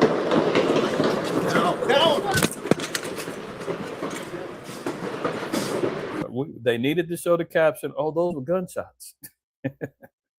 Okay, so look, White House shooting, gun-wielding suspect killed by Secret Service. Nasir Best, 21, was identified as a suspect by a law enforcement official who spoke on condition of anonymity to the Associated Press because they were not authorized to discuss the investigation. Oh, I wonder why. Let me read that again in case you missed it. Line upon line, here a little, there a little. Not just the scriptures, but in anything and everything you read. Nasir Best, 21, was identified by the suspect by a law enforcement official who spoke on the condition of anonymity. If you're an official law enforcement representative, unless you're not supposed to be speaking to the press because that's not your position within the force, you know, you got to go through the proper channels as far as whoever does your PR stuff and he's just trying to get some points and telling you some information on the low, telling you, hey, this is off the record. Hey, my source told me that. Why are you going to sources when you can go directly to whoever's in charge of PR at the police department and talk to them? No, we got to get it off the record. An anonymous source told us about this. Mind you, there's still I have yet to see a picture, anything of this guy. The Associated Press, because they were not authorized to discuss the investigation, they're not authorized to even speak on this investigation, but we're going to leak something to the press. Okay. The Secret Service said in a preliminary statement on X, not to the public, on social media, that, quote, he pulled a weapon from his bag in the area of 17th Street and Pennsylvania Avenue shortly after 6 p.m. Eastern and began firing. They said this guy has a history of mental illness. He was running up there talking about he's Jesus and pulled the weapon out, and they had to lay him down. And they've had interactions with him before. Still no pictures. I haven't seen him. Don't know nothing. The Secret Service says we'll put a statement out on social media. We're not talking to the press right now. Just so happens the press is talking about the peace deal, and there's another news outlet did the same thing. It looked like it was a green screen background too, and the reporter female, she gets hit. Oh, and she runs. These official stories that they put now, man, and whether it's true or not doesn't really matter. The fact that they lie so much that you got to scratch your head and question whether or not it's true. That's the issue. It's like, damn, you can't trust nothing that they say, even if it was real. It's like the boy that cried wolf. You don't know when it's real and when it isn't. Look at this. I had to flashback, and I remember watching these years ago. This is CNN. They're reporting on the Gulf War. This is not a movie. This is not some skit. This ain't Saturday Night Live. This is a legitimate CNN reporter saying that they're reporting on the Gulf War back in the early 90s. And just watch this. What we had intended was simply to go to Charles Jaco for an update about what was happening in Kuwait City this morning. We want to roll the video right before he was supposed to go on the air, and you'll see what happened as he was preparing to do a live report to us back here in Atlanta. Can we roll that now? Hey, could somebody please put that... Ah, Jesus Christ. Wow.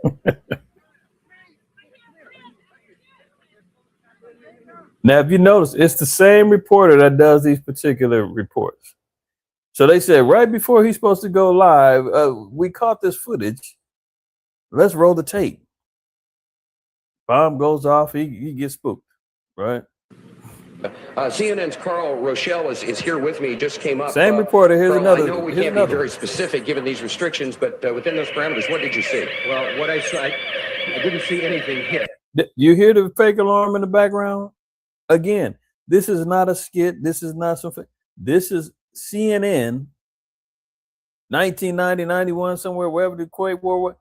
This is them saying they're reporting on scene in Kuwait, right? I looked almost straight above us. There's a vapor trail coming from my right to my left, and there's a cloud of something. It looks like it might have been an explosion, a cloud. A white say.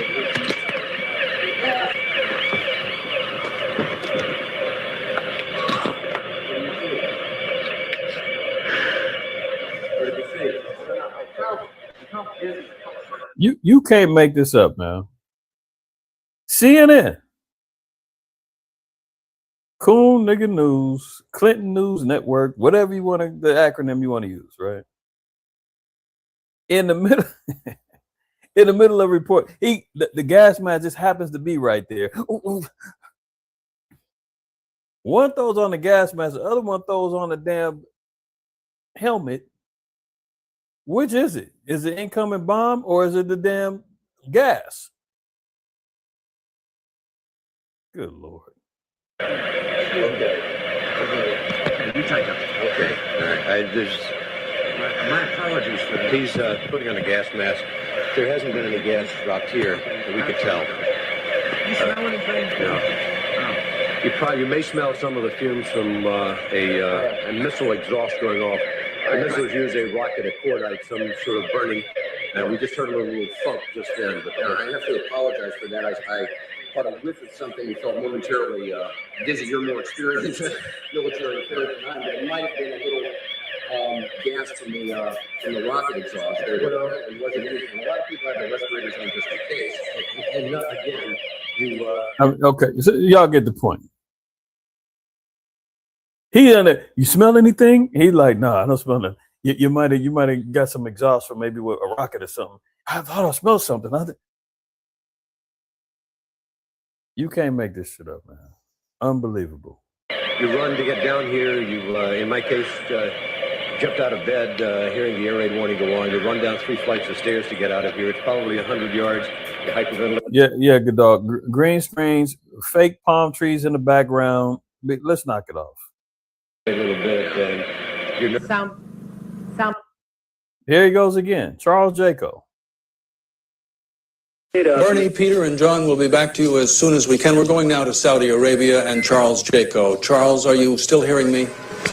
Charles Jaco is just the air raid sirens are just now going on. There he goes with his famous little gas mask with a black background. He's in the room next door. Talking about we're going to Charles Jaco in Saudi Arabia. What? Hearing me? Charles Jaco is just the air raid sirens are just now going off here near these U.S. bases in Saudi Arabia. We've sent the entire camera crews inside right now. We're all preparing to put on our gas masks, as we've been told. There are sounds of planes overhead. We don't know whose planes there are, but air raid sirens are going off insistently. There are military convoys on both sides of me. We're being told to get off this platform and get inside into the air raid shelter immediately. But right now, everyone's been training for this, and it looks like we may have to. All right, Charles Jaco, that doesn't mean that he is in any imminent danger. Of course we can't. As they cut the live, oh, that doesn't mean he didn't, he's in danger. You can't make this up, man. You cannot make this up. This Esau, man, this the devil. Then we wonder why we call him the devil, the deceiver, the liar. Right? Know that he does have a. So you see what happens with the whole little thing in the White House lawn shooting and up terror plot here, there, everywhere. You can't believe nothing that comes out this man's mouth, let alone what he shows you. Let's continue on. All right. 8 presumed dead after B-52 Stratofortress explodes in a huge fireball at Edwards Air Force Base in California. The failures of Agent Orange's most prolific military in the world is continuing to falter. B-52 crashes, killing everybody on board. We've seen Black Hawk helicopters crashing into planes. It's just ridiculous. The blunders of what's going on with Esau and this technology, man, is laughable. This is why when it all comes down to it, Esau doesn't stand a chance in hell against Yahweh and the angels, man. The Most High can turn off the damn electricity, black out the grid, and Esau's reduced to stones and rocks and sticks. And he's thinking, I got the technology, I can fight back. And he's gonna try. He's gonna try. 2 Ezra 13 tells us he's gonna try. Revelation 12 says he's gonna try. Revelation 17 says they're gonna try. But ultimately, they're going to submit to the Lamb, man. They're going to get destroyed and be brought in chains. 2 Ezra 13 specifically says they're going to get brought in chains as slaves. Matter of fact, let me get that real quick. Let me see if I can get that. If this thing will cooperate. 2 Ezra.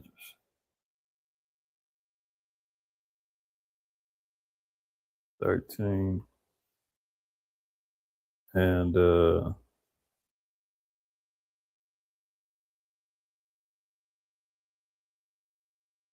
where's that at? Here it says slaves or chains. Am I tripping? Maybe not. Hold on. Shalaki.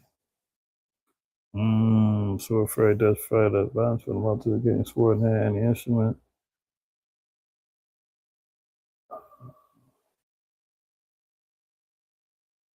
And here it go.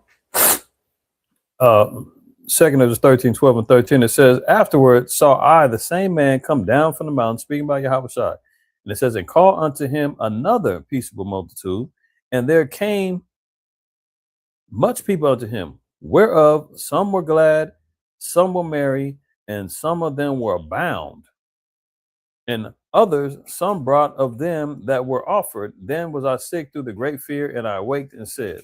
So Ezra was seeing the nations stopping war, engaging in war with Yahweh Shai. Yahweh Shai dusted them off through the flames, fervent heat, blowing them up and destroying them. Then it says that an innumerable multitude is going to emerge. Some is going to be coming up glad. Why? Because we've been reading about understanding the prophesied salvation of the Israelites, the elect. Some is going to be sorry and repenting. And then some of them are going to be bound up for bondage, servitude. See? All praise to the Most High. They're going to try to fight. But look, Most High is already showing all of the faltering of Esau's military and everything that goes on, man. He don't stand a chance in hell. Right? Ebola patients, we've been hearing about the Ebola outbreaks. America trying to send over there, infected over there to Kenya. Kenya's over there rioting, saying, hell no, we ain't taking them. Now they're talking about because of the famine over there and they're not getting fed in these facilities, the Ebola patients are escaping and they're running rampant in the streets.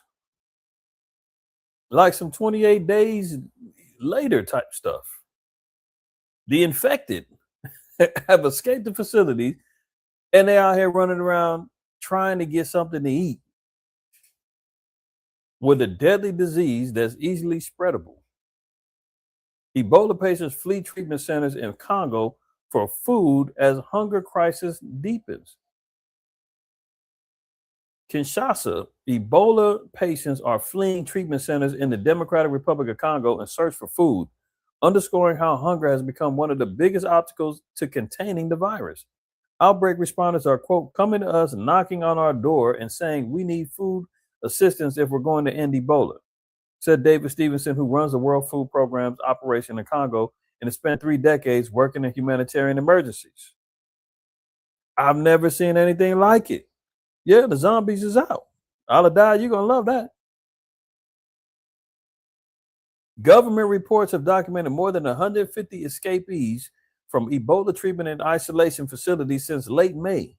In one incident, 11 suspected patients fled a hospital in Bamboo about 40 kilometers from the outbreak's epicenter around the gold mining town of Mangwalu because of inadequate nutritional support. According to the health authorities, other reports have linked patient departures to food shortages and poor living conditions.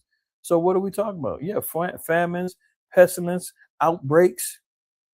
Were they infected now or running and leaving places of treatment because they can't eat? They're hungry. There you go.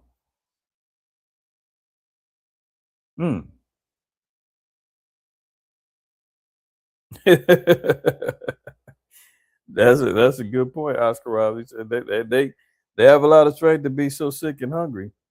Yeah, you breaking out of facilities, plotting to get up out of there. Something ain't right. And look, and this guy said, "Hey, he's never seen anything like it." Knocking on the door. We're hungry. Open the door. We coming to take it. Isn't that what 2 Ezra 15 says too? Let's look at 15 real quick. Woe to them, woe to the world and them that dwell therein. For the sword and their destruction draweth nigh, and one people shall stand up and fight against another, and swords in their hand. For there shall be sedition among men, and invading one another. They shall not regard their kings nor princes, and the course of their actions shall stand in their power. A man shall desire to go into a city and shall not be able, for because of their pride the city shall be troubled, the houses shall be destroyed, and men shall be afraid. A man shall have no pity upon his neighbor, but shall destroy their houses with the sword and spoil their goods because of the lack of bread and for great tribulation. Playing out in front of our faces, y'all, slowly but surely. This right here, I couldn't help but look at it. I said, it's over. Look at it. Ball busting is the torturous fetish exploding in popularity among men. Brothers, you're not misreading that. Sisters, you're not misreading that. Kids, cover your ears up, close your eyes, unless you're mature enough through your parents' teaching and rearing up to understand what we're talking about. There is an exploding fetish among men, supposed men. These are males. These are not men. Who love having their testicles blasted and kicked and maimed for pleasure. This got to be some Edomite stuff. This is why the Lord calls them heathens. Uncivilized, demonic, animal type heathens, man. Weird fetishes like this, man. Look, getting hit in the testicles may sound like the worst case scenario for most men, but there are some who find it secretly pleasurable. Known as ball busting, this kink is, you guessed it, all having pain inflicted on your sack. I can't finish reading this, man. It's unbelievable. All right. I'm gonna try to get through it. I'm squirming as I'm reading it. If you're thinking there's no way that's sexually pleasurable, here's the kicker. It ranks in the top 10 kinks for the corn. That's with a C. You can read it for yourself. Site clips for sale in 2026. Sitting night. Top 10 fetish kinks. On the site of fornication and the debauchery and adultery, a corn site, ranking top 10 people are watching and paying. Look, it says clips for sale. This is obviously pay for viewing. Watching this. This data is particularly for sodomite male content. However, sex experts Gigi and Gali and Becky Crepsley Fox explain it's popular among men of all sexual orientations, man. Good Lord. All right. You see why this place got to burn. This place got to go. You see what happens when the wicked are in control of the earth. See what happens when you give Esau a little leeway, man. All hell breaks loose, man. Every door of debauchery, adultery, fornication, madness, everything opens up, man. And then nothing gets held back under his rule. Top 10 about guys, man. This is completely Deuteronomy 23. Verse 1. He that is wounded in the stones or hath his privy member cut off shall not enter into the congregation of Yahweh. The Most High is you cannot even have your how do we say this? Listen, there ain't no transformers, transmissions, males, let alone females. You can't come into the congregation of the Most High with that cut off, right? These guys are running around here getting purposefully wounded in their stones. And then you got these goofy Israelites and Christians talking about God loves everybody. Come on in. We're all going to have equal salvation. How you know that this dude don't have a goddamn kink? He's getting blasted in his nuts every damn minute. And talking about how much he loves the children of Israel and wants to repent and he's willing to serve. And a goofy Negro is going to be like, oh, praises. You're going to be a good servant. And salvation for you too, brother. Come on over with us. Let alone he got wounded stones all up and down. I mean, this is why you can't take these heathens in. You don't know what the hell's going on. And here they go. I got to get off of this. All right, look. License plate cameras will soon track phones, wearables, infotainment, and even your pets. Just add this to the list of things I've been talking about, covering and sharing regarding the B system, the digital lockdown grid that they're trying to get established, Agenda 2030, the B system that's all encompassing buying, selling, the whole nine. I've covered this, talking about even the wearables. Bill Gates has a patent on the wearable technologies. You're talking the iPhones, the Fitbits. They've got chains. They got all kind of stuff that's all electronically being able to be locked into the Beast Grid system. Let alone all the cars got the damn black boxes that's can get shut down in a minute with OnStar and all. OnStar was doing that years ago, but let alone all of the 2026 cars now, facial recognition, the cars will shut down, slow down if you ain't making eye contact with the cameras and all kind of stuff. Cameras all over the streets. They ain't just watching you to make sure you're not running a red light or that you're speeding. They're going to download and track all the information that's within your phones to see if you're a dissident, to see if you're seditious, to see if you're part of the B system. Track and track and classify all data. And then they got your license plate so that when it's time to knock on the door, open up, Secret Service, open up, government, open up, SWAT. We've been monitoring you under NSPM 7. We see that you're seditious against America. You're anti-Christian. You're anti-this. We're locking you up. FEMA camp, it's waiting for you.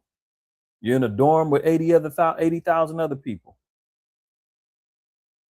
And your pets. Remember, I played a video some months ago, that probably during the Super Bowl, I believe it was, probably back in February, where they got this whole new app on the Ring cameras and all that they say if it's a lost pet, all of the damn cameras interact with each other to find and create a whole damn security grid in a neighborhood. And they say, oh, it's because of the pets. Isn't it what they did before, where they said, well, we'll microchip your pet, in case it gets lost? I mean, Esau's not slick, man. He's using the same things. So the cameras for the license plate, they're going to scan the phone, the tablets, iPhone watches, the Fitbits, all the wearables, the AirTags, everything. That's part of the B system. They're spreading the grid out. It's all here. I don't know what else our people need to see to know that we're living in biblical times for real. Look at this maniac, man. Down there, Argentina, expanding on the B system. President of Argentina, Javier Milei, he says AI will free us. That's a quote. I didn't make that up. Javier Milei swings his reform chainsaw through Argentina. His hope for is that foreign investors and executives will flock to his freshly deregulated economy. But now the president is looking to lure a new breed of business to Argentina, companies that have doesn't have any executives or even any employees at all. Look what he's saying. He's trying to lure businesses that don't have executives or employees. We keep talking about how AI is going to take our jobs and everything else, right? He's embracing it as already Argentina's got 300% inflation. That place is damn near collapsed as it is. And he's saying the answer is AI. The country's National Congress is wrestling with an overhaul of the 50-year-old Companies Act aimed at attracting investors with a familiar array of tax breaks and foreign currency perks. But amid the bill's workday menu of incentives lurks a proposal that is revolutionary even by Malay's radical standards. The president proposes to to grant legal status to quote non-human corporations. Businesses that are run entirely by AI. If fully automated, they might not have any human staff or shareholders whatsoever. Machine-run companies could, quote, own assets, hire employees, participate in international trade, sue you in court, and even donate to political campaigns. Skynet, anyone? I know Bayan, he was talking about Terminator. Yeah, this is it right here. Fully automated, autonomous machines running whole businesses and everything else. He's saying, bring it on. That's our freedom. Argentina is effed. But look at this. Now, I don't know the context of this whole conversation because it is a clip, but she's elaborating on how AI is infiltrated into quote unquote religion. Going back to religion, when you are praying to God, right? And you like, what should I do? You know what I'm saying? Yeah. AI is going to give you the answer based off of the scripture that you believe in. Like you get to get an answer immediately now. You used to have to wait for the signs and live your life and talk to people and look for it in your journey of what the answer is. But now you can ask the question based off of all the text and all the analyzations of all the pastors and preachers, it can give you an answer. Right, but what you knowing the capabilities of the artificial intelligence, then now it's up to you to have the power to resist that. That's based off of you knowing, but majority of people don't know. Well, that's why we have platforms like ours, because we're educating them and informing them, and now they'll be more prepared. Yes. No, they ain't gonna be prepared because they're not teaching the truth either. But I'll give them credit. At least they're acknowledging and showing how AI is now infiltrated into religious circles. I remember years ago, they had these damn preachers were using AI to create their sermons for them. And the people were reacting like, we're not feeling this because there was no spirit behind it. I mean, let alone these were Edomite preachers. There ain't no spirit behind them anyway. But the people could tell the difference. And the preachers were like, damn, we can't use AI to draft our sermons for them. Many of them still doing it. You got Peter Thiel. He's talking about the AI revolution and how, religion is going to be overtaken by religion. I mean, religion is going to be overtaken by AI and all this other stuff, right? She talking about how to pray and AI is going to give me all the answers. I ain't got to wait. See, that's the microwave generation. That's why I said in the beginning of that song, at the end, if you want to take the blue pill and microwave popcorn your ass to death, go ahead. Because that's exactly what our people are waiting on. They want a fast turnover rate. They want answers right now. God, I'm praying. How do I pray? How am I going to get what I'm praying for? AI says, I'll tell you. You have a whole conversation with AI now. AI becomes your best friend. I mean, this is wild. I'm going to skip that. Look at this. More protests. Protesters tear down Jared Kushner's linked Albania development site. Yeah, Jared Kushner, Steve Witkoff, these guys are the U.S. convoy. They go out there, man. establishing and setting up deals all over the damn world so they can expand and join house to house. You know, as Isaiah tells us, or is it Isaiah 5 or Jeremiah 5, 1 and 2, tells about woe to them that join house to house until they can't have enough and there's nothing left.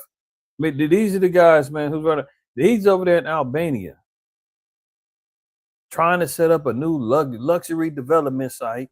And they're saying, look, you can't do this. This is special grounds over here. So Albania is over there. They're over there riding and tripping, saying, get out. And I heard that he was making a bunker over there. An Albanian company has been developing a 5-star luxury tourist resort on the site. And the project was granted, quote, special status investor by the Albanian government.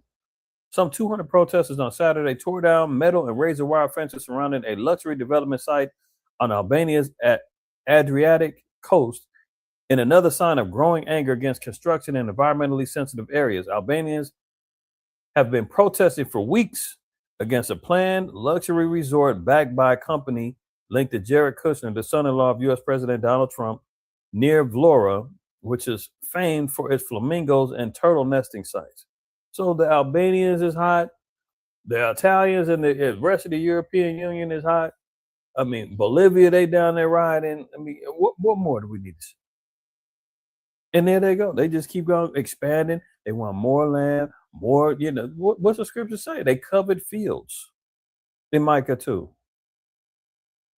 So they destroy a man and his heritage and his household. They don't give a damn. They looking to make resorts. Isn't that what they're trying to do over there in our homeland? Once they get the Greater Israel Project done, Jared Kushner and his developers are saying, look, we're going to go build up a whole Project Paradise or whatever they called it. I forgot the name of it, but it was I think it was Project Paradise. If I'm off on that, I might be off on that. Let me see.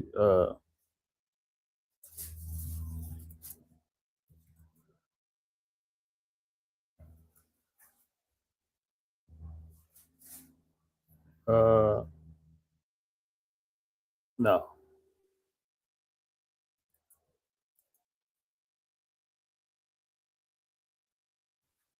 I forgot what they call it. They keep talking about Albania. Nah, there was a whole.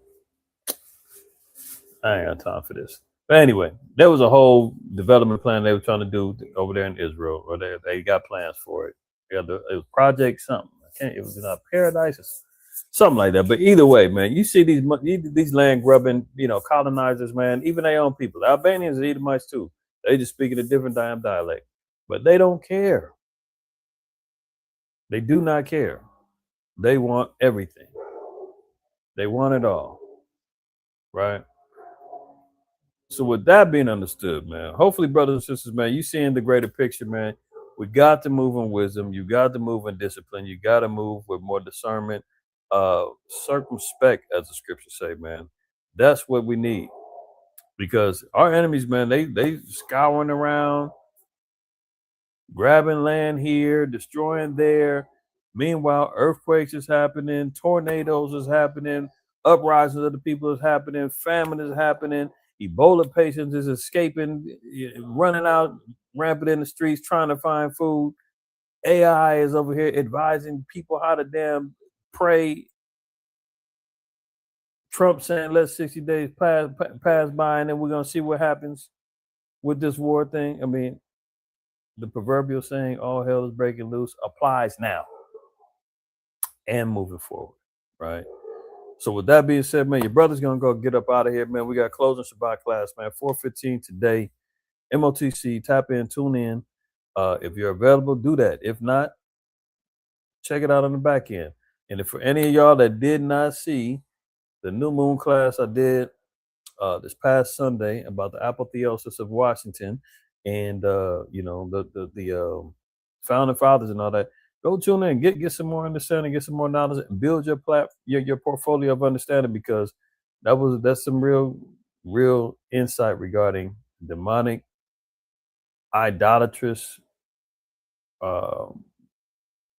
foundations that America set on, man. Why we have to be set apart and break free from this place, man. So with that being said, man, all praise, honor, and glory to the Most High, IQAhmath. Always remember, man, fear the Most High, keep the commandments, don't shoot the messenger. See y'all on the way.